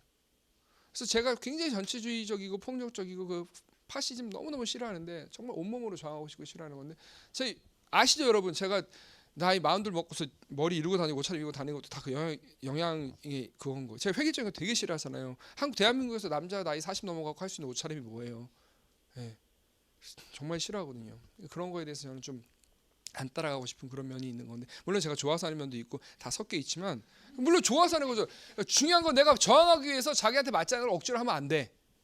자기한테 맞는 걸 잡아서 그 자기한테 맞는 코드를 갖고 저항하고 회귀성에 맞서야 되는 거지. 그래야 오래 갈 수 있고 즐겁게 할 수 있는 거죠.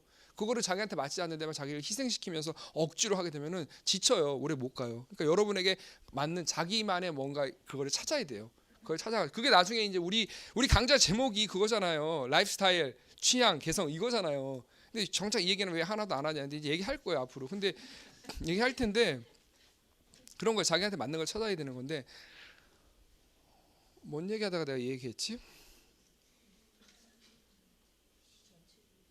전체주의적인 성향. 그러니까 제가 굳게 신념처럼 갖고 있는 말이 이거예요. 그 엠마 골드만이라는 아나키스트 미국 여성이 한 얘기인데 러시아 출신 아나키스트 여성이 한 얘기인데 If I can dance, 내가 만약 춤을 출 수 없다면 I don't wanna be a part of your revolution. 당신의 혁명의 일부가 되고 싶지는 않거든. 이거거든요. 혁명을 한다 그러면 정말 사회가 심각한 거잖아요. 뒤집어 엎으려고 그러고 새로운 세상을 만들려고 그러고 그만큼 억압이 심각한 거죠. 근데 그 억압이 그만큼 심하고 폭력이 심하기 때문에 혁명을 일으켜 새로운 세상을 만들어내보자. 그 새로운 혁명의 상상력으로 거기까지 좋아요. 근데 현실이 이러니까 우리가 혁명에 매진해야 되는데 지금 한가롭게 춤추고 앉아 있어? 그건 일종의 또 다른 억압과 폭력이라는 거죠. 저는 그거는 그거는 제가 싫은 거예요. 그렇게 되면 저도 따라가기 싫은 거예요. 항상 그런 사람들이 있잖아요. 이렇게 시를 읽고 하면 야 지금과 같은 이런 전투의 시대에 무슨 싸움의 시대에 무슨 시를 한가롭게 읽고 앉아 있어? 이런 사람들이 사실 제일 문제라는 거야. 사실은 항상 혁명의 그 사모함과 혁명의 그 가치만 얘기하지 춤추는 것, 노래하는 것, 시를 읊는 것 이것들에 대해서 항상 부정적으로 얘기하는 사람들. 이게 그래서 아일랜드 속담에도 이런 말이 있잖아요. 춤추지 못한 자에게 칼을 주지 말라고. 그런 사람한테 칼이 들어가면 다 죽여버려요. 다 죽인다고. 다윗이 하나님의 사랑을 받았던 이유가 여러분 어떻게 생각하세요? 약간 다른 관점에서 보면 이 사람 다윗은 내 마음에 합한 사람이라 내 뜻을 다 이루게 하리라 엄청난 칭찬이잖아요. 그 칭찬을 받았던 이유 중에 하나가 뭐라고 생각하세요? 저는 다윗은 전사였잖아요. 투사였잖아요. 워리어였잖아요. 가서 다 죽여버렸잖아요. 나가면 막 100명 200명 죽여버렸죠. 혼자 일당백으로. 근데 신이었어요. 노래하는 사람이었다고. 하프 연주가였다고요. 이 사람이 노래를 부르면 악기가 들어가는 사람이 악기가 도망가고 마음의 평화를 찾았어요. 사울의 경우에 볼 수 있지만 엄청나게 많은 시편을 썼잖아요. 그게 조화된 사람인 거거든요. 네, 같이 가는 사람이고. 그러니까 전체주의적이지 않다는 거예요. 예, 폭력적이지 않고 억압적이지 않다는 거예요. 그게 정말 중요한 거예요. 저는 그 가치가 좀 되살아났으면 좋겠어요. 이 시대에. 그게 정말 필요한 건데 항상 당위만 남고 그 삶의 아름다움이 없어지면은 그 오래 못 가요. 그런 혁명은 금방 무너져요. 예, 그리고 또 다른 사람을 억압할 수밖에 없게 되는 그런 혁명인 거죠.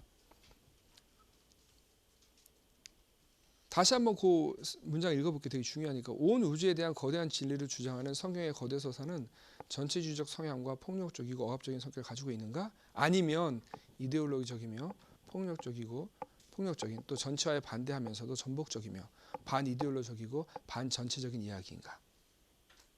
그러니까 거대 서사로서 필연적으로 가질 수밖에 없는 그 억압성, 폭력성이 있잖아요.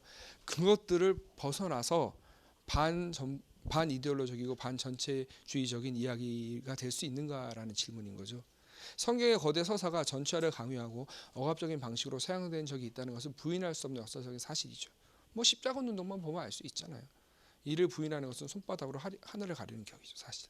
가장 가까운 예로 우리 여기 개혁주의자 출신들 많을 텐데 칼빈 같은 경우 삼위일체 논쟁을 벌였던 그 스페인의 신학자 세르베투스 화형시켜 버렸잖아요, 제네바에서. 그래서 그 뒤에 제네바 시민들이 그때 칼빈이 그렇게 한 것은 옳지 않다라고 해갖고 거기다가 세르베투스 그 상을 세우거든요. 그러면서 자기들의 반성에 대한 글을 이렇게 남기는데, 아무리 그 사람이 이단적인 얘기를 한다고 쳐. 그래서 그 사람이 위험해. 이 인간이 자꾸 입을 열고 떠벌리는 한 내가 그나마 로마 가톨릭의 어떤 그런 그 억압적인 시스템을 피해가지고 제네바에서 여기서 새로운 하나님 나라를 구축하고 싶은 거예요. 그래갖고 켈빈이 실제로 했던 게 시정을 직접 다스렸잖아요. 종교적 영역만 머무르지 않고 정치와 경제 모든 부분을 자기가 다스렸잖아, 직접. 일종의 왕이었지 뭐. 도시국가 왕이었는데 그렇게 했었는데 굉장히 중요해. 자기가 봤을 때는 정말 기독교 신앙의 핵심적인 게 삼위일체잖아요. 사실은 삼위일체가 정말 중요해요. 여러분 아시죠? 삼위일체가 왜 중요한지. 예. 기독교 신앙은 건조한 일신론이 아니에요. 드라이한 모노테이즘이 아니라고. 이거 굉장히 중요한 거예요, 여러분들. 그걸 아셔야 되거든요. 항상 건조한 모노테이즘이 되면 거기서 폭력성이 나와요. 여러분 유대교가 왜 문제가 됩니까? 궁극적으로 굉장히 건조한 일신론인 거예요. 성부밖에 없어요. 성자를 인정을 안 하잖아. 성자 예수님, 우리는 막 하나님이라고 떠받들지면서 예수가 무슨, 지금도 예수를 인정을 안 하잖아요, 하나님으로. 예. 당연히 그러니까 성령도 인정될 수 없는 거죠. 가끔 구약에 보면 성령이 오셔서 임하면서 사울도 선지자냐 이런 거니까 성령 받은 선지자 이렇게 얘기하지만, 옛날에 선지자는 성령이 임한 사람이었잖아요. 그리고 이제 그 어노인팅이라 그래갖고 기름 부음 받을 때 성령이 임한 사람인데, 그런 일시적인 성령이 있지만 우리 안에 내주하시는 그런 친밀함, 우리를 성령의 전으로 삼는, 우리 몸이 성전이 되는 그런 강력한 개념의, 온전한 개념의 성령론이 없거든요, 구약에는. 그러니까 이 사람들은 1.5위 정도의 어떤 아주 드라이한 어떤 그런 건조한 일신론 신앙을 갖고 있는 거예요. 그러니까 그리고 그 이슬람도 마찬가지잖아요. 예, 이슬람도 마찬가지잖아요. 그런 면에서 똑같은 거죠. 근데 기독교가 유일신론을 얘기하는 종교 중에서 유대교하고 이슬람하고 결정적으로 다를 수 있는 부분은 어느 부분인 거예요? 삼위일체라는 거예요. 성부와 성자와 성령. 제가 예수님 하나님에 대해서 믿고 알아가면 갈수록 삼위일체 신비가 너무너무 놀라운 거예요, 정말로. 그리고 모든 것의 근거를 삼위일체에서 찾을 수 있어요. 공동체 신학도 나중에 사도행전 어쩌고저쩌고 막 사도행전 2장에 보였던 초대교회 어쩌고저쩌고 막 얘기하고 이러지만 궁극적으로 어디로 가요? 삼위일체에서 가는 거예요. 세 분의 다른 퍼슨이, 다른 인격을 가지는 개체가 하나가 됐다는 거예요. 거기서 궁극적으로 우리가 공동체로 살아야 할, 그리스도인이 서로 다른 그리스도 하나가 돼야 할 이유를 발견하는 게, 모든 것은 다 삼위일체로, 삼위일체 갖고 모든 거 다 설명할 수 있어요. 진짜로 우리가 살아가고 있는 모든 사회 참여의 근거도 삼위일체에서 나오고요. 다 나와요. 그 성육신 했다는 것 자체만 해도 정말 엄청난 거예요. 성육신의 함의가 얼마나. 근데 그게 삼위일체가 아니면 성육신이 형성이 안 되잖아요.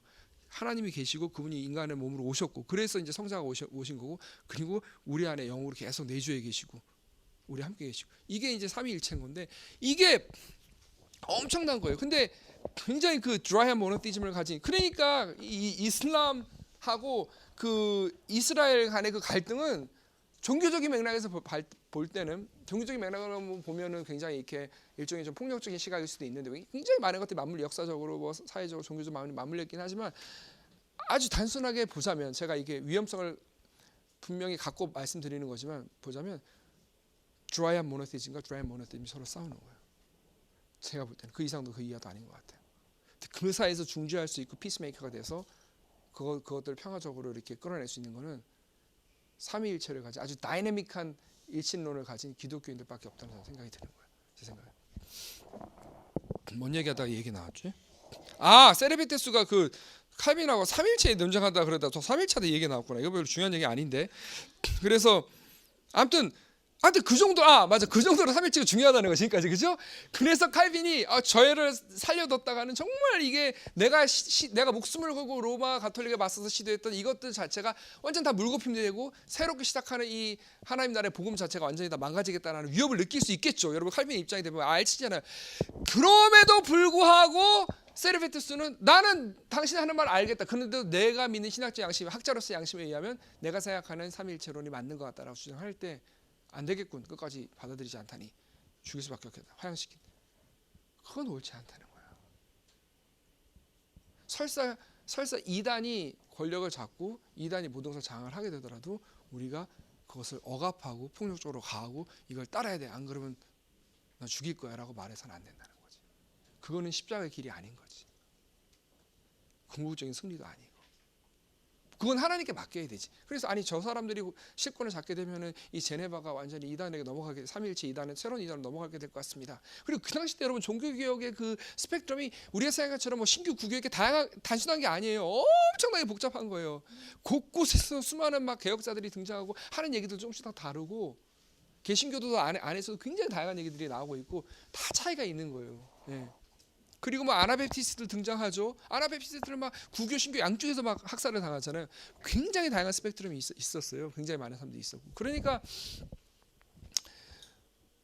솔직히 그런 역사의 격동기에 충분히 위협적이 된다고 생각하겠죠. 아이씨 진짜 저 세르베테스 저거 어떡하나 막 사람들은 막 그 사람 말 막 따라가려고 그러고 이러니까.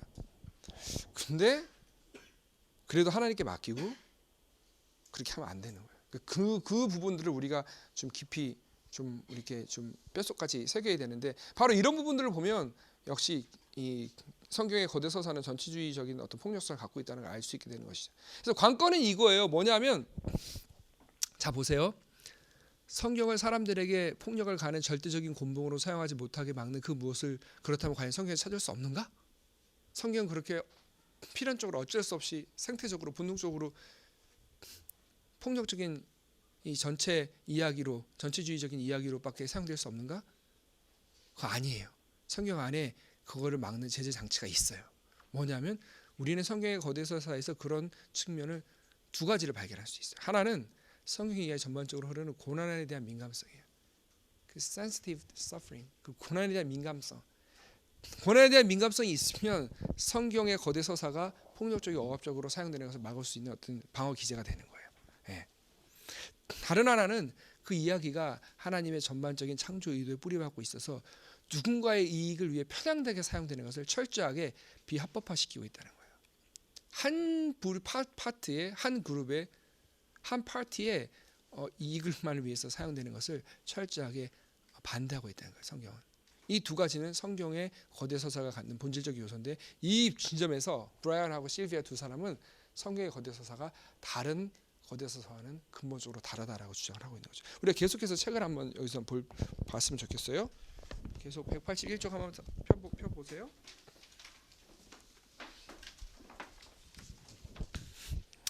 그래서 거기가 제가 이제 그 인용하고 타이핑한 것이 이제 그 부분이고 저기 그 유인물에 나와 있는 게 182쪽으로 넘어가 봅시다. 거기 보면 그래서 고통에 대한 민감성을 얘기하면서 구약 신학자 셋째 줄 테렌스 프레타임에 대한 얘기가 나오죠. 예. 그때 Suffering of God이라는 아주 훌륭한 책을 쓰신 분인데 사물이 시작되는 순간부터 슬픔은 하나님의 역사의 특징이 되었다. 그 일본의 되게 유명한 신학 중에 하나 기타모리라고 하는 사람이 있어요. 기타모리.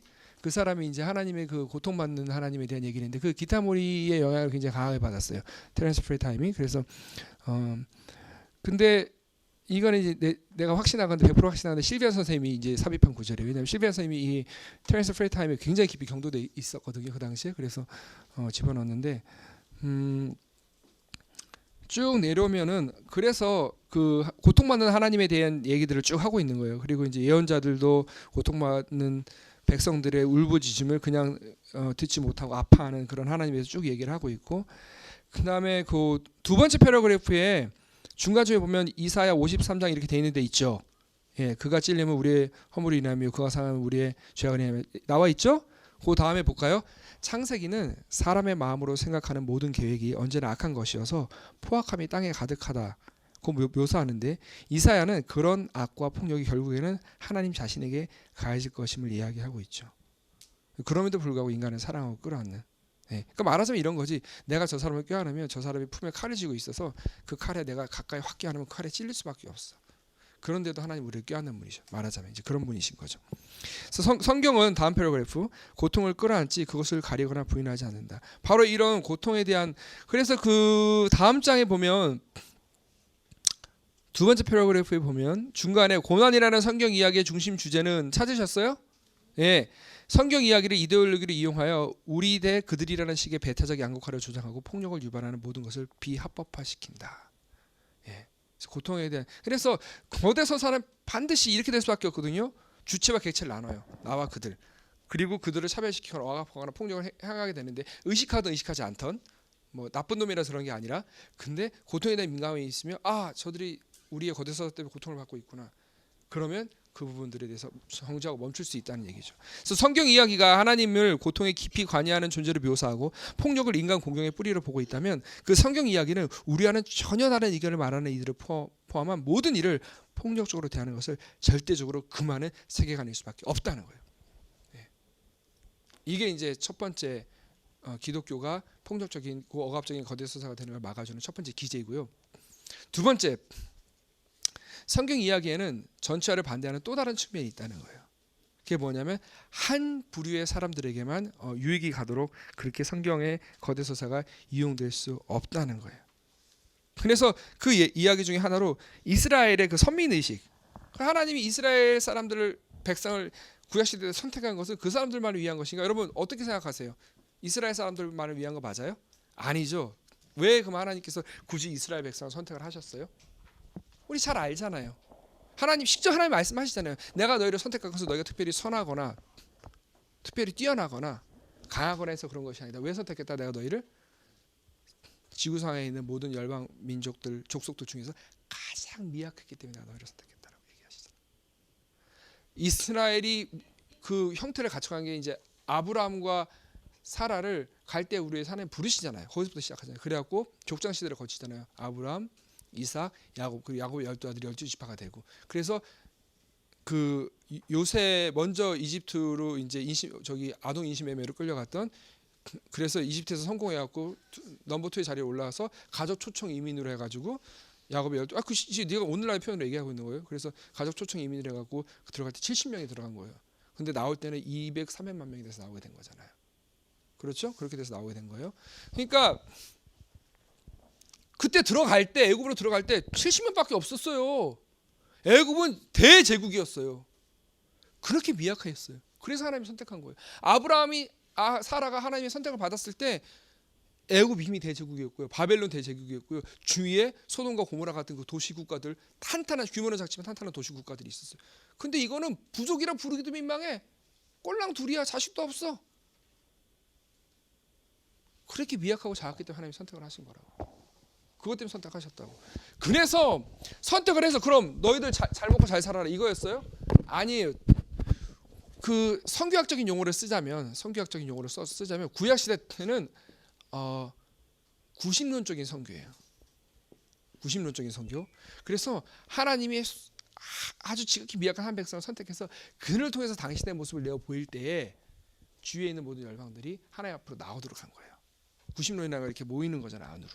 그죠? 그래서 성전에 보면 우리가 생각하는 성전이 굉장히 배타적인 어떤 그런 장치인 것 같은데 아니에요. 성전에 보면 뭐가 있어요? 이방인의 뜰이 있어요. 이방 백성들이 하나님 앞에 나와서 경배할 수 있도록 한 거예요. 유대인들만을 위한 장소가 아니에요, 여러분. 굉장히 크게 착각하고 있는 거예요. 유대인들도 그렇고 우리도 그렇고. 신약 시대 때는 성구약적 용어로 쓰자면 원신론적 용어. 너희는 가서 모든 족속으로 제자를 삼아, 그렇죠? 땅 끝까지 가서 복음을 전해라. 나가라는 거예요. 나가라는 거. 예, 나가라는 거예요. 이때도 역시 어때요? 선택은 소수의 사람들 누구예요? 12제자. 많아봤자 70, 120, 500제자까지 나오잖아요. 성경에.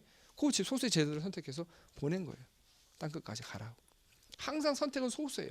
작은 한 줌도 안 되는 작은 소수인데 구약 시대 때는 구심론적으로, 신약 시대 때는 원신론적으로 나가게 되는 거죠. 그런데 다 있어요. 철저하게 딱 해갖고 이거는 구약, 이건 신약 이렇게 구분할 수 없어요. 지금도 구심론적인 방식이 사용되고 있죠. 지금 오히려 구심론적인 방식의 선교가 필요한 거예요. 왜냐하면 나가고 예수 전당 불신족 나가서 외치면 뭐래? 쥐들이나 잘하지 개독들 주제. 지금 이런 시대가 됐잖아요. 예? 솔직히. 예. 거기 보면은 댓글 같은데 보면은 뭐 이런 말 나오잖아요. 좀 약간 비속어적인 표현이긴 하지만 뭐 잡고 반성해 뭐 이런 얘기 나오잖아요. 지읒 잡고 반성해 이러면서 남자의 생식기를 가리키면서. 지금 그리스도인들 딱 진짜 난 그래야 된다고 생각해요. 내가 그저께도 장신대 가가지고 강의하면서 했던 얘기인데 진짜 다른 거 하면 안 돼. 그냥 우리 회개해야 돼. 회개. 복음 전할 때가 아니. 여기 명동 오면 맨날 그 무슨 러시아어 중국말 막 해갖고 막 이렇게 앞뒤로 이렇게 달고 다니면서 예수 천당 불신족 하고 다니는데 그럴 때가 아니에요. 물론 우리 복음을 전해야 되죠. 때로 어떤지 모르지 복음을 전해야 되고 복음을 전하는 사람들의 발길은 아름다워요. 네, 그렇죠? 아름답다고. 근데 가서 전하는 것보다 이제 이게 필요한 거예요. 우리의 삶을 보고 사람들이 오게 만들어야 돼요. 그래서 성 프란체스코가 이렇게 얘기했잖아요. 항상 복음을 전해라. 필요하면 말도 사용해라. 복음은 말로 전하는 게 아니에요. basically 삶으로 전하는 거예요. 그리고 누군가 궁금해하는 사람이 오면 그 대해서 말 좀 사용해서 복음을 전하는 거예요. 항상 복음을 전해요. 근데 필요하면 말도 쓰라는 거예요. 꼭 필요할 때. Spread the gospel all the time. If necessary, use the words. 이게 샌프란시스코 우리에게 주는 가르침인데 이게 필요한 거예요. 다시 이게. 그래서 저는 좀 회개했으면 좋겠어요. 주위 사람들한테 가서 야 요즘에 기독교가 너무 요즘에 개판치고 개독교지. 아유 나도 그 중에 일부잖아 솔직히. 그 나가 우리 기독교 용서해줘라. 우리 그동안 잘못했다. 나는 그거를 주위 사람들 여러분이 얘기하셔야 된다고 생각해요. 제가 캐나다에 있었을 때 우리 동네에 베트남 사람이 살았는데 그같이 보트 피플이었어요. 월남 망할 때 사이곤 망할 때 보트 타고 태평양 하다가 미국 상선에 발견돼 갖고 이렇게 기적적으로 살아난 사람이 20 며칠 동안 밥 못 먹고 막 그랬대요. 예. 옆에서 막 목말라고 바닷물 퍼먹으려고 그러면 죽어 막 이러면서 영화에 나올 법한 막 그런 거를 실제로 겪었던 사람인데 이 사람하고 좀 친해졌을 때 내가 하루는 진작에 얘기를 했어요. 베트남 전쟁이 있었을 때 한국 군인들이 가가지고 자기들의 용맹성을 과시한다고 너무 지나치게 베트남 사람들 죽였다. 막 귀 자르고 막 굉장히 잔인했잖아요. 그거 하고 또 두 번째 한국 군인들이 가고 현지차 얻어가지고 몇 년 동안 막 거기서 살았으니까 현지차 얻어가고 결혼하고 애 낳고 막 살면서 전쟁 끝나니까 책임도 안 지고 그냥 한국으로 와버렸잖아요. 한국에 처자식 다 있으면서 거기 가서 그렇게 한 거잖아요. 그래갖고 그 뭐 라이 다이아나를 갖고 사회 문제 되고 막 이랬었잖아요. 그죠? 예. 한국 베트남 2세들 막 그래갖고 나는 거기 관련된 거 전혀 없는데 우리 아버지 세대고 my father's generation 나하고 아무 관련 없지만 나도 한국 사람 중에 한 명으로서 너한테 베트남 사람 중에 한 명이 너에게 내가 용서를 구한다. 그렇게 얘기를 했어. 처음에는 그 사람이 되게 약간 불쾌하더라고. 자기의 아픈 역사의 과거 이런 거 있으니까 좀 그래서 약간 그런 얼굴 어색한 표정에서 아 괜찮다고 이랬지만 약간 좀 왜 그런 얘기를 하나 불편한 얘기를 이런 표정이었는데 그 사람부터 만날 때는 오히려 저한테 훨씬 더 편하게 잘 대해줬어요. 우리도 똑같은 거예요. 그리스도인들이 지금 사고 있는 잘못들 우리 회개해야 돼요. 회개를 막 무슨 교회 목사님들이나 무슨 뭐 교회 무슨 뭐 큰 다 기관에서 회개하는 게 아니라 우리가 일상 속에서 주위에 용서를 구해야 돼요. 기독교인들이 뭐 잘못하고 이러면 아 나 기독교인 하나로서 나에게 용서를 구한다. 용서를 구해야 돼요. 그게 기독교에 대한 신뢰를 회복하는 지름길이에요. 주위에 믿지 않는 사람이 용서를 구하세요. 솔직히 기독교인이 잘못한 게 한두 개 아니잖아요. 교회가 잘못하고 있는 거. 아주 간단하게는 우리 봐봐요. 우리 대통령 기독교 3명 뽑아놨는데 1번 타자 이승만 어떻게 끝났어 아시죠? 네, 4.19로 쫓겨나고 막 독재하다가 막 부정부패로 2번 타자 김영삼 IMF 해갖고 나라 다 말아먹고 3번 타자 이명박 별로 말하기 쉽지도 않고 정말 최악 중에 최악, 월스트 진짜. 죄인 중에 괴순이라 진짜 괴수. 괴수가 괴수 아닌 거 알죠? 뭐 괴수 요괴 대작상 나오는 거. 그 월스트 최악이다 이런 뜻이잖아요. 진짜 죄인 중에 죄인. 상죄인 진짜 어떻게 이런 사람이 있는지 몰라. 나 진짜 그 두뇌를 한번 이렇게 해갖고 해부를 해보고 싶으면 도대체 머릿속에 뭐가 들어가 있는지. 하는 것마다 거짓말이고 하는 것마다 비리. 근데 진짜 삼진아웃이에요. 삼진아웃. 뭐 할 말이 더 뭐 있어. 장로 3명 셋 다 장로예요. 장로라고 하는 것은 평신도 지도자 중에서 가장 모범이 되고 그런 사람이잖아요. 그 사람 3명 다 청와대 보내놨더니 다 나라 셋이 말아먹어놓고 기독교 뭐냐 할 얘기가 있어요. 우리나라 국민들 앞에. 진짜 뭐 자꾸 반성해야지. 딴 게 할 게 뭐가 있냐고. 진짜로. 뭔 얘기도 얘기했어. 열받아. 씨. 이 책 읽다 그랬구나. 그래서 이스라엘 백성들 저기 소수를 선택했지만 그들만을 위한 게 아니었다는 얘기하려고.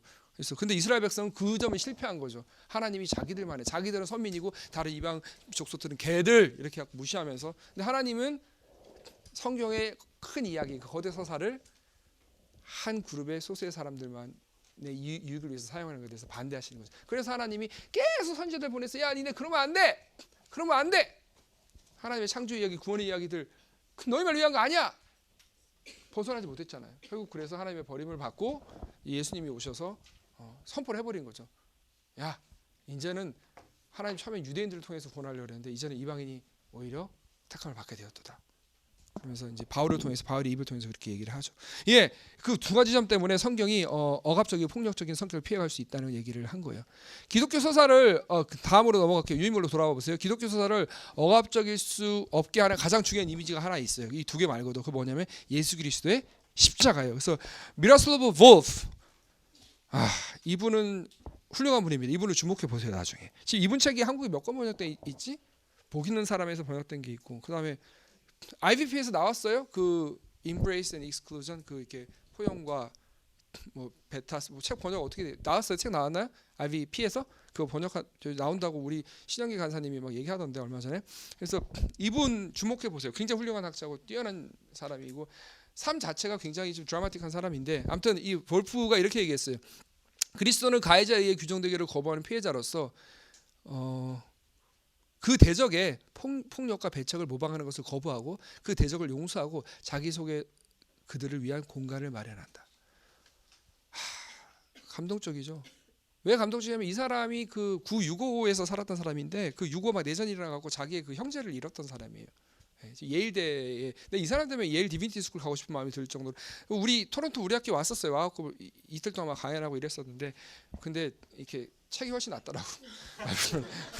근데 아무튼 뭐 그 내 얘기뿐 아니라 브라이언 얘기도 그랬고 그때 교수님들 얘기도 다 그랬어요. 전체 우리가 끝나고 우리끼리 이제 펍에 모여갖고 맥주 한 잔씩 하면서 이제 얘기하면서 뭐 어땠냐고 막 돌아가면서 얘기하는데 대부분 다 책이 훨씬 낫더라. 뭐 이제 그런 얘기 이제 하고 이랬었는데, 아무튼 여기 보면 자기 속에 그들을 위한 공간을 마련했다는 거. 그러니까 우리가 보면은 막 사람을 몰고 가잖아. 그리고 그 사람 너는 절대 악이라고 막 몰아붙일 때 우리 항상 잊어버리는 게 뭐예요? 우리 안에 그 사람 위한 공간을 마련해야 한다는 거예요. 그게 일종의 구약으로 보면 도피처거든. 그러니까 마틴 루터 킹도 이러잖아요. 백인들한테 우리를 죽이고 싶으면 죽여라. 우리에게 총을 쏘아야 되면 총을 쏘아야 돼. 우리에게 폭탄을 던지고 우리 아이들을 납치해서 죽이려면 죽여라. 그렇지만 이거 하나는 기억해라. 우리가 지금 이렇게 행신하고 너희들 싸우는 것이 단순히 우리의 승리만을 위해서 그런 거 아니다. 이것은 흑인들의 승리만이 아니라 바로 백인들 당신들 위한 승리이기도 하다. 우리가 해방되는 날 당신들 해방될 것이고 우리가 승리를 거두는 날 이것은 당신들의 도덕적 승리이기도 하다. 백인들의 양심에 호소하는 거예요. 당신들이 못나고 힘이 없어서 우리들을 흑인들 앞에 무릎 꿇고 손 들고 그래 우리가 졌다라고 하는 게 아니라는 거예요. 당신들 안에 선한 것이 있지 않냐. 그 양심의 소리를 듣고 그것들을 실천해라. 그게 우리의 승리가 아니고 당신들의 승리다. 애초에 자기들의 그 얘기 안에 백인들의 공간을 마련해 놓는 거죠. 다음 유인물, 헛된 진리 체제는 배타성과 배제를 특징으로 삼는 데 반해 복음은 포용과 용서를 근간으로 삼아 이방인과 유대인, 할례받은 자와 할례받지 못한 자, 야만인과 스구디아인, 종과 자유인 모두를 껴안는다. 예. 항상 헛된 진리 체제는 배타적인 거예요. 항상 배타적인 거예요. 그럼 우리는 동성애자들에 대해서 어떻게 해요? 배타적이어야 돼요? 어떻게 해야 돼요? 배타적이면 안 되죠. 예. 여기서 동성애에 대한 이해가 다 다를 수 있어. 대부분은 죄라고 생각할 것 같아. 이 중에 있는 사람. 그리고 극소수는 정말 그게 죄인가 반신반의할 수 있을 것 같고 여기 계신 분들 스펙트럼을 제가 약간 짐작해 보지만 근데 어떻게 생각하든 간에 절대 배타적이서는 안 돼. 예를 들어서 서울시에서 그 교육청에서 그 학생 조례 인권 조례 만들 때 그 성적 지향성 때문에 동성애적 지향성 때문에 차별받으면 안 된다고 말했잖아요. 그거 맞는 얘기 아니에요? 아니 설사 동성애를 죄라고 생각한다 하더라도 다 죄인이잖아. 뭐 동성애자 아닌 사람 죄 아니야, 솔직히? 다. 그럼 밤에 진짜 뭐 야동 보면서 딸딸이 치는 애들은 밤마다 맨날 여자를 보면서 마음의 음욕을 품는 사람마다 간음했는데 다 간음죄인들이잖아요. 아 진짜로 그렇잖아. 예수님이 그냥 빈말한 거 아니잖아. 근데 그런 사람들은 그 사람들의 인권을 존중받아야 되고 동성애자들은 마음속에 진짜 태어나면서부터 동성애자 성향을 갖고 있다는 이유 때문에 차별받아야 되는 게 말이 되냐고. 그 사람들 다 국민이고 똑같이 다 세금 내고 똑같이 다 할 거 하는데 말이 안 되잖아요. 종교적으로 예를 들어 이럴 수 있어요. 우리 교단에서는 동성애를 죄로 보고 반대합니다. 그런 부분들을 그 사람들에게 오펜시브하게 하지 않게끔 이렇게 밝힐 수는 있겠죠. 예. 그렇지만 당신들은 동성애자니까 우리가 똑같은 인권을 누릴 수가 없어. 그게 말이 돼요? 얼마나 폭력적이에요? 말이 되냐고. 동성애자가 이성애자가 떠나서 그냥 똑같은 인간이고 사람이 하나님의 형상으로 지어진 사람이고 국민이고 시민인데 그 사람들 뭐 죄를 졌어요? 뭘 했어요? 왜 설사 사람 살인마한테도 이 살인마의 인권을 얘기하면서 감옥에서도 인권 얘기하고 사형수 인권을 얘기하는데 그 사람들 뭔 죄를 그렇게 졌다고? 저는 좀 그래요. 그 부분은 정말 어떻게 얘기해도 이해하기 힘든 것 같아요. 그 다음에 기독교의 폭력적 사고방식에 대해서 좀 더 살펴봅시다. 그래서 이 책에 나와 있지 않은 두 사람의 학자의 말들을 제가 인용을 했는데 역시 게을러서 번역하기 싫어가지고 영어로 써놨습니다. 한번 봅시다. 뭐 별로 어렵진 않아요 내용이. I think 자크 엘릴의 얘기인데 근데 이거 좀 웃긴 얘기긴 한데 너무 심각해져갖고 자크 엘릴 이렇게 썼거든요. 했더니 한글에서 자크에다가 빨간색으로 밑줄 딱 거치는 거야. 틀렸다고. 그러면서 내가 딱 가서 봤어. 이렇게 그럼 뭘로 고쳐야 되나 딱 했더니 지퍼라고 나오는 거야. 아 자크 지퍼 그래 훌륭하다 한글아. 경상도 사람들만 아는 거 아닌가? 자꾸 올려 자꾸 이러면서 우리 엄마 맨날 그랬었는데 겨울에 갈 때 자꾸 올리는. I think that from the beginning of Christianity, 기독교의 초기 시대 때부터 there has been a sort of passion for unity, bringing everything under a single principle or else carrying out manipulations to obtain a unified system. 뭐냐? 어렵다. 쉽지 않네. 그러니까 뭐냐면 기독교 처음 때부터 유니티가 있었다는 거예요. 어떤 통일성. 그래서 모든 것들을 하나의 싱글 프린시플 아래 다 갖고 오려고 하는 그런 하나로 모든 걸 설명하고자 하는. 왜냐하면 거대 서서잖아요. 그렇죠? 예, 기독교는 그게 있었다는 거예요. 맞는 얘기죠. Every time a contradiction appears. 근데 모순이 드러날 수밖에 없잖아요. 그 모순이 드러날 때마다 we try to reduce it. 그것을 환원시켰어요. 뭘요? To the ideal one. 이상적인 걸로. 그리고 유니크하고 explanation of everything that moves the reduction to a single dimension and so on. 그 싱글 디멘션으로 환원을 시킨 거예요. 그 다이내믹한 것을 억압하는 것은 뭐의 산물입니까? 드라이한 모노테이즘의 산물입니다. 다이내믹한 삼위일체 역동성은 그 다이내믹한 그런 것들을 하나로 환원시키지 않아요. 그래서 now I believe, 난 믿는다. This is an intelligently impossible. 이것은 지적으로도 불가능하고 spiritually wrong, 영적으로도 틀린 것이고 and concretely dangerous, 그리고 구체적으로 위험한 것이다. 이런 그 하나로 모든 것을 이렇게 딱 환원시키려고 하는 것은, 두드려 맞추려고 하는 것은. 그래서 all the great massacres, 이거 알죠? 모든 그 거대한 학살들, 이것들은 were done, 행해졌는데 뭐의 이름으로? In the name of unity, 통일성의 이름으로 행해졌다는 거죠. 모든 학살들. 그렇죠? 뭐 백인들의 그 아메리카 원주민들에 대한 학살, 또 뭐 나치 독일의 집시나 유대인들에 대한 학살, 그리고 그 터키의 그 아르메니안 학살, 또 아프리카에서 일어나는 후투족의 학살, 막 이런 모든 학살들은 다 그렇다는 거예요. 하나의 이름으로. 뭐 우리 한국 전쟁, 6.25 전쟁도 마찬가지죠. 사상, 이데올로기 이름으로 사람 죽였던 거고. I am 그 단어 뭔지 모르겠네. 하도 넘어가고 opposed 난 모든 유니티에 반대한다. 격렬하게 반대한다는 거구나. It is also 그리고 또한 모노티즘의 에러다. 이건 실수다. 근데 아까 모노티즘 계속 드라이 모노티즘 얘기했잖아요. 만약에 soul가 하나님 한 분이 is not himself plural. 그러니까 이게 복수의 하나님이 아니면 그러니까 주이시의 엘로힘은 플러럴이라는 거예요. 복수라는 거예요. 그러니까 여기서도 지금 다이내믹한 역동성에 대해 얘기하고 있는 거잖아. 삼위일체. 그리고 기독교 트리니티처럼 주이시 그러니까 구약 시대 때 엘로힘조차도 삼위일체 개념이 완벽하게 형성되지 않았잖아요. 구약 시대 때는 성자와 성령의 개념이 없었으니까. 그럼에도 불구하고 주이시 엘로힘은 복수였는데 그것들을 놓쳤다는 거죠. 그래서 단수로 될 때 유일한 한 유일신 건조한 모노테이즘이 될 때 항상 이렇게 폭력성이 나온다는 거죠. So this should guarantee 이것은 guarantee 해야 된다. 뭐 pluralism of thought 생각의 어떤 다원주의 그리고 contradiction 어떤 그 모순의 그 허락하고 받아들이는 것을 허락을 해야만 한다는 거죠. 그 승낙해야 한다는 거죠. guarantee 보장해줘야 한다는 거죠. 그게 나쁜 게 아니에요. 모순이 있다는 거. 왜 성경 읽다가 모순되는데요? 그럼 왠지 불안해지고 자기가 그 모든 걸 통일시켜야 되고 그런 유혹에서 좀 벗어나라는 거야. 그럼 모순이 있으면 어때 성경 안에? 그게 나쁜 거예요. 그리고 그 안에 뭔가 좀 생각들이 막 틀린 얘기들이 막 혼재돼 있어. 그런 플러럴리즘 다원주의 나쁜 거예요. 아니 하나님 말고 다른 걸 구원받을 수 있다라는 이런 식의 다원주의를 우리가 당연히 거부하지만 우리 진리체계 안에서 기독교 진리체계 안에서 뭔가 조화가 안 되는 것 같은데 이거 어떻게 조화되는 거예요? 그냥 좀 내버려 두세요. 좀 내버려 두면 어디가 덧나요? 왜 이렇게 자기가 그걸 꼭 어떻게 하나로 막 하나의 원리 안에서 같이 끌어맞춰 갖고 막 환원시켜서 그렇게 폭력적 억압적으로 끼워 넣어야 돼. 무슨 레고 맞추는 것도 아니잖아. 레고 맞추면 여기 안 들어가면서 어떻게 보면 끼워 맞추려고 그러잖아. 조립식 할 때. 왜 그렇게 하냐고. 그냥 내버려 두라고. 좀 그렇게 그래야지 우리 교회 안에서도 좀 이렇게 숨쉴 공간들이 마련이 되고 좀 그런 거지. 꼭 그거 반대하는 사람들 맨날 내선 얘기야. 그거 좀 은혜롭지 않은데? 맨날 은혜롭지 않대. 나는 네가 더 은혜롭지 않다 임마. 맨날 은혜롭지 않대. 그 은혜라고 하는 그 폭력, 그 억압, 맨날 그 말 써가지고 좀 다른 얘기하고 좀 위험한 얘기하고 좀 교회 좀 까고 좀 그러면 어때? 그것도 허락을 그 정도로 기독교가 쪼잔한 종교입니까? 그 정도로 우리가 믿는 진리가 그렇게 편협하고 나약한 겁니까? 좀 냅두면 어때요? 그리고 이에 대해서 제임스 스미스는 사랑의 해석학을 주장한다. 제임스 스미스 굉장히 이 사람도 뭐 뛰어난 학자고 주목할 만한 학자죠. The Interpretation of Fall, 그러니까 뭐 The Fall of Interpretation인가?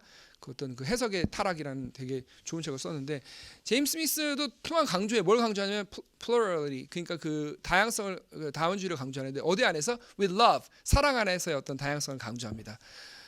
Plurality of interpretations is permitted. 그 허락되어야 된다는 거예요. 그 해석의 다양성들은 뭐 성경 보면서 뭐 기독교 전통에 대한 여러 해석의 다양성, 해석이 다를 수 있잖아요. 사람마다 허락이 돼야 한다는 거예요. 그래서 뭐 하느나 as long as so long as this ethical criterion of love is maintained. 그 사랑의 어떤 그런 그 윤리적인 그러니까 사랑이라고 하는 어떤 윤리적인 범주가 지속되는 한은 그 해석의 다양성이 허락이 돼야 한다는 얘기죠. 그래서 어거스틴이 그 창세기를 읽다가 그 어거스틴의 그 고백론 컨페션 그 12장에 보면 이런 얘기가 나오거든요. 그거 안 읽어본 사람은 고백론 한번 읽어보세요. 그 읽어볼 만한 책이에요. 그 재미없는 책 아니에요. 의외로 재밌어요. 근데 거기서 이 사람이 뭐에 맞닥뜨리냐면 많은 truth라는 그 텍스트 안에서 many truth라는 그 거기에 맞닥뜨리고 굉장히 좀 곤혹스러워 하는데 within the limits of clarity. 그러니까 charity구나 미안하다. 그 charity의 그 한계 안에서 there is room 공간이 있어요. 무슨 공간이 있어요? For plurality의 공간, 다양성의 공간이 있는데 그것은 어거스틴이 admonish한 것이었죠. 근데 이것들이 보면은 hermeneutical humility라는 말이 나오죠. 그러니까 해석학적 겸손함, 그러니까 다양성을 위한 공간을 허락해주고 그리고 그 크라이테리아를 이렇게 지우려고 하지 않는 그런 해석학적 겸손함. 그래서 기독교 해석학은 뭡니까? 우리가 성경 읽을 때 우리가 뭐 해석학 학자는 아니잖아요. 뭐 신학 다니면 우리 해석학 배우거든. 성서 해석학 배우고 성경 어떻게 해석했느냐 배우고 이러는데 여러분은 그거 몰라도 상관없어요. 딱 하나만 기억하시면 돼요. 우리 겸손하면 되는 거예요. 겸손하면. 예. 겸손. 내가 틀릴 수 있다. 겸손하게 생각하면 되는. 그리고 또 하나 여기서 말하는 hermeneutics of love. 사랑의 해석학을 갖고 있으면 되는 거예요. 그래서 어거스틴에게 그 해석의 윤리는 바로 뭐였어요? 사랑의 윤리학이다라고 마지막 문장이 이렇게 돼 있죠. 그러니까 many truth 많은 진리 하나밖에 없잖아. 겸손하고 사랑 가운데 거하면서 해석하면 문제될 게 없어요. 그래서 마지막으로 넘어갑니다. 틀릴 수 있게 더 믿을 만한 진리. 내가 썼지만 참 멋있는 말 아니에요? 그렇죠? 그래서 기독교 신앙은 유한성과 오류성을 중시합니다. 이게 208페이지에 있는 말인데 여러분 기억하세요. 유한한 거예요. 무한하죠. 물론 하나님은 무한하시지만 그 하나님에 대한 지식과 경험과 그 진리 체계를 인간이 만들어 놨잖아요. 써놨잖아요. 그 구축해 놓고 그거를 유한할 수밖에 없잖아요. 우리 그걸 인정하자는 거예요. 뭐 하나님이 뭐 무한하지 않고 유한하다 그러면 우리는 하나님에 대한 이제 그 저기 뭐 신성 모독죄가 되겠지만 우리의 신앙 자체는 유한한 거잖아요. 그리고 오류가 있잖아요. 하나님은 오류가 없으시죠. 절대 오류시죠. 하나님은. 그렇지만 우리가 하나님을 아는 거는 항상 오류가 있잖아요. 그렇잖아요. 예. 내가 우리 아내하고 24년을 같이 지냈어요. 지금까지. 연애 10년하고 결혼 생활 14년 하고 다음 주에 우리 결혼기념일인데 근데 뭐 내가 얘기 왜 했지? 쓸데없이 그렇다고 뭐 누가 선물 줄 것도 아닌데 근데 우리 아내하고 그렇게 오래 지내고 같이 정말 얘기 많이 해요. 우리 정말 얘기 많이 해요. 그러니까 내가 보통 남자라고 좀 틀려갖고 우리 아내 피곤해갖고 막 이렇게 있어도 오늘 병원에 무슨 일 있었어? 빨리 얘기해줘. 막 이러면서 막 이제 물어봐요. 뭐 특별한 일 없었어? 뭐 없었어? 그리고 막 얘기 안 하면 막 내가 아는 우리 아내 병원에서 일하는 동료들이 있어요. 그 간호사 그 선생님 오늘 뭐 어땠어? 뭐 막 물어봐 내가 막 그러면 또 막 얘기하고 얘기가 되게 좋아하고 정말 얘기 많이 해요. 근데 그렇게 얘기를 많이 해도 제가 우리 아내를 온전히 몰라요. 항상 우리 아내를 아는데 오류가 생겨요. 근데 우리가 뭐 하나님 솔직히 알아봤죠. 여러분도 솔직하게 뭐 하나님 뭐 일주일에 한 번 교회 가서 예배하고 뭐 그리고 뭐 하루에 한 30분 1시간 뭐 말씀 묵상하고 기도하고 전부잖아 솔직히. 그리고 막 살면서 하나님 까먹고 살잖아요 대부분. 솔직히 뚝 까놓고 얘기해서 여기 오셨으니까 좀 열심들이 있으신 분들이 하겠지. 평일날 자기 돈 들여서 시간 들여갖고 이렇게 와가지고 있으니까. 그렇지만 내가 24년을 우리 아내하고 그렇게 같은 오랜 많은 시간을 보내도 우리 아내를 이해하는데 오류가 생기는데 하물며 우리가 하나님을 아는 것이야. 그래서 보세요. 우리는 언제나 틀릴 수 있다는 것. 이걸 인정해야 돼. 나 항상 틀릴 수 있다는 걸 인정해야 돼. 정말 나는 이거를 너무 뼛속 깊이 깨닫네. 그렇다고 해서 내가 하나님에 대해서 알고 있는 그 믿음이나 내가 알고 있는 그 진리나 그 신앙이나 그분에 대한 사랑을 처리하는 건 아니에요. 결코 그거 아니에요. 정말 굳건하거든요. 하나님에 대한 신뢰와 사랑이 날이 갈수록. 근데 동시에 어떤 생각도 드냐면 그래도 내가 틀릴 수 있어. 이 생각도 동시에 커져가는 거예요. 이게 조화가 안 될 것 같죠? 조화돼요. 이게 따로 가는 거 아니에요. 그래서 우리가 그토록 떠받드는 구원의 확신조차도 틀릴 수 있어요. 예, 틀릴 수 있다니까. 그걸 인정해야 되고 받아들여야 돼요. 이걸 인정하지 못할 때 구원의 확신이라는 개념 자체가 다른 사람에 대한 폭력이 돼요. 이를테면 메노나이트들이나 불도프나 뭐 이런 아나벨티스트 신앙 가진 사람들한테는 구원의 확신의 개념이 없어요. 그 사람들한테 가갖고 너 구원의 확신 있니? 그럼 그게 뭔데? 이렇게 말해요. 우리는 우리가 믿고 있는 복음주의 신앙 뭐 사형 입혀가지고 구원의 영적 기도하고 구원의 확신 확인하고 맨날 하고 너 구원의 확신 있니? 글쎄요 좀 그러면 약간 좀 믿음이 없는 것처럼 시급한 요게 전문절제 기독교에. 그러나 세계는 넓어요. 기독교 신앙도 엄청나게 다양해요. 그리고 그 사람들은 우리들보다 결코 신앙이 떨어지거나 모자란 사람들이 아니에요.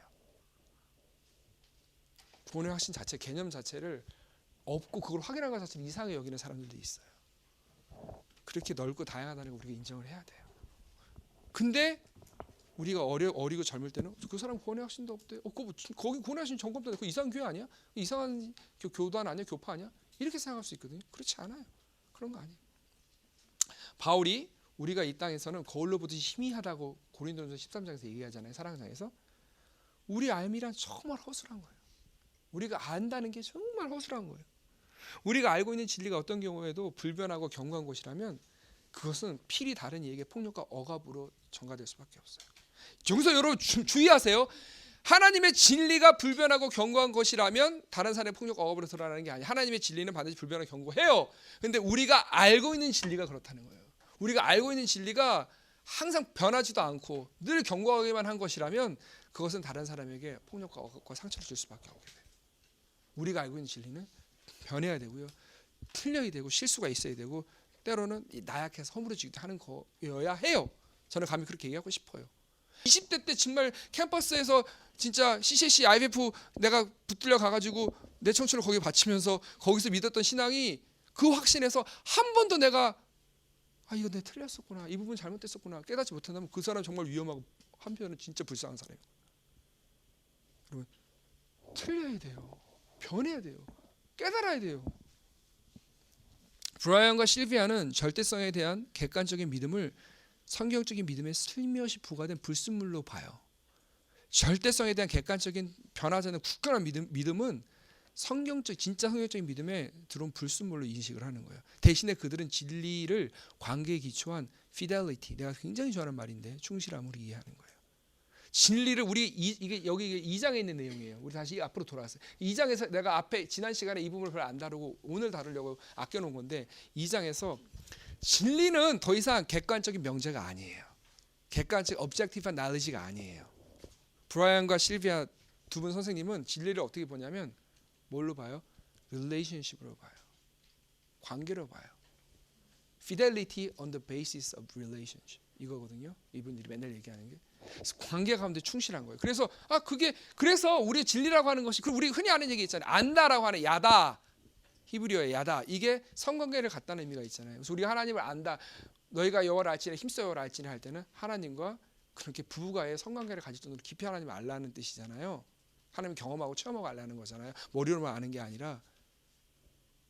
그래서 실제로 예수님을 안다는 것은 뭐예요? 여기 보면은 진리는 약혼이라는 거예요. Truth is truth.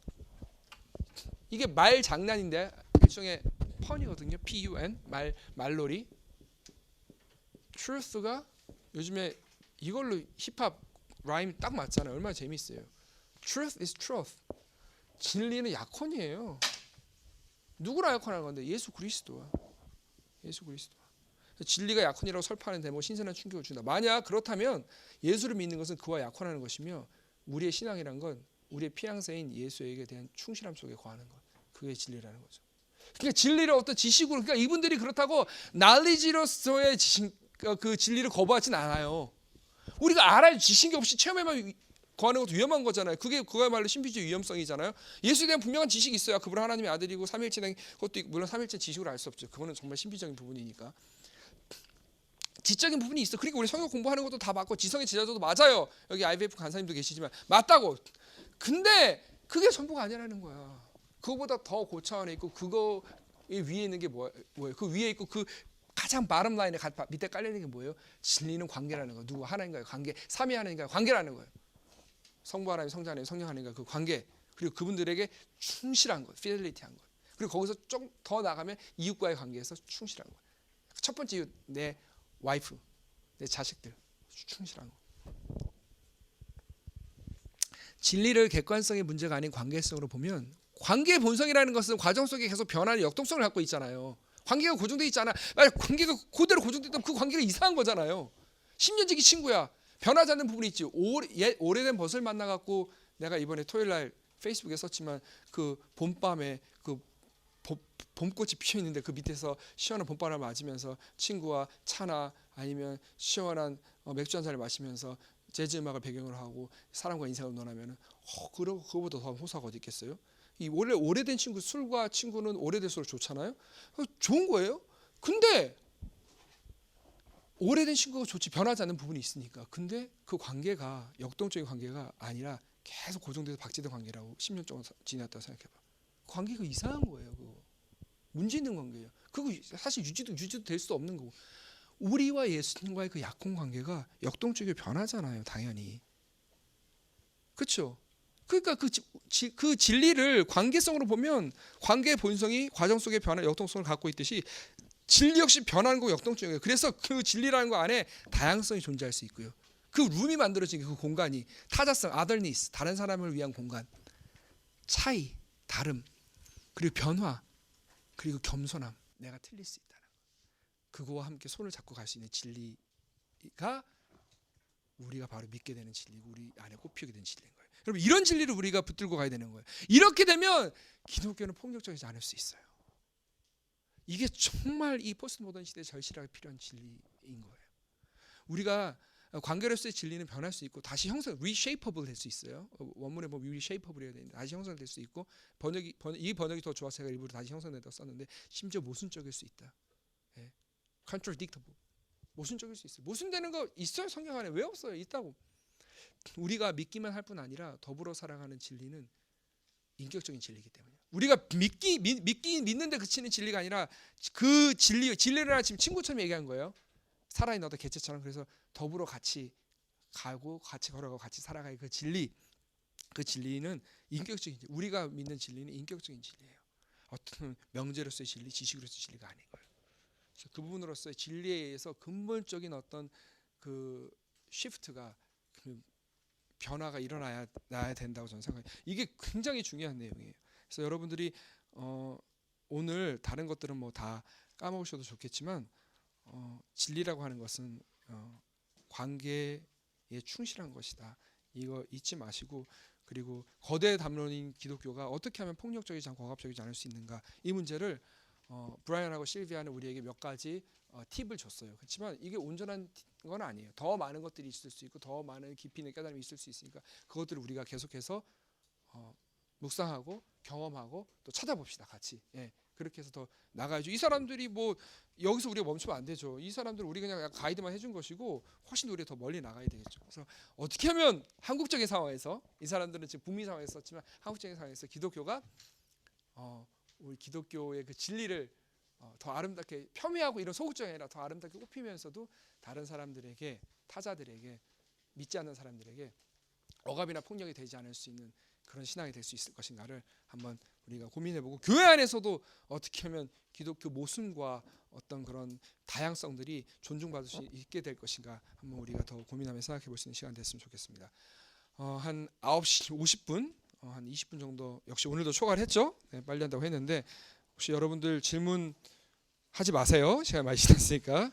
네, 질문하지 마시고, 꼭 질문하셔야 할 분들은 가시고 끝난 다음에 남아서 제가 곧장 가는 건 아니니까 남아서 질문해 주시면 감사하겠습니다. 자, 오늘은 끝나면서는 기도는 안 하겠습니다. 처음에 시작할 때 했으니까 여러분들 go in peace, 평화롭게 가시고 다음 주까지 그리스도의 평화 가운데 거하시고, 네, 일주일 동안 살면서 꽃을 많이 보세요. 알았죠? 꽃을 많이 보시고, 그리고 3장 읽어오시고, 재미있습니다. 3장은. 네, 1, 2장이 좀 어렵고 딱딱하고 재미없었어요. 이래도 3장 즐겁게 읽으시고, 골로새서 일독하는 거 잊지 마시고. 자, 한 주간 잘 지내십시오. 수고했습니다.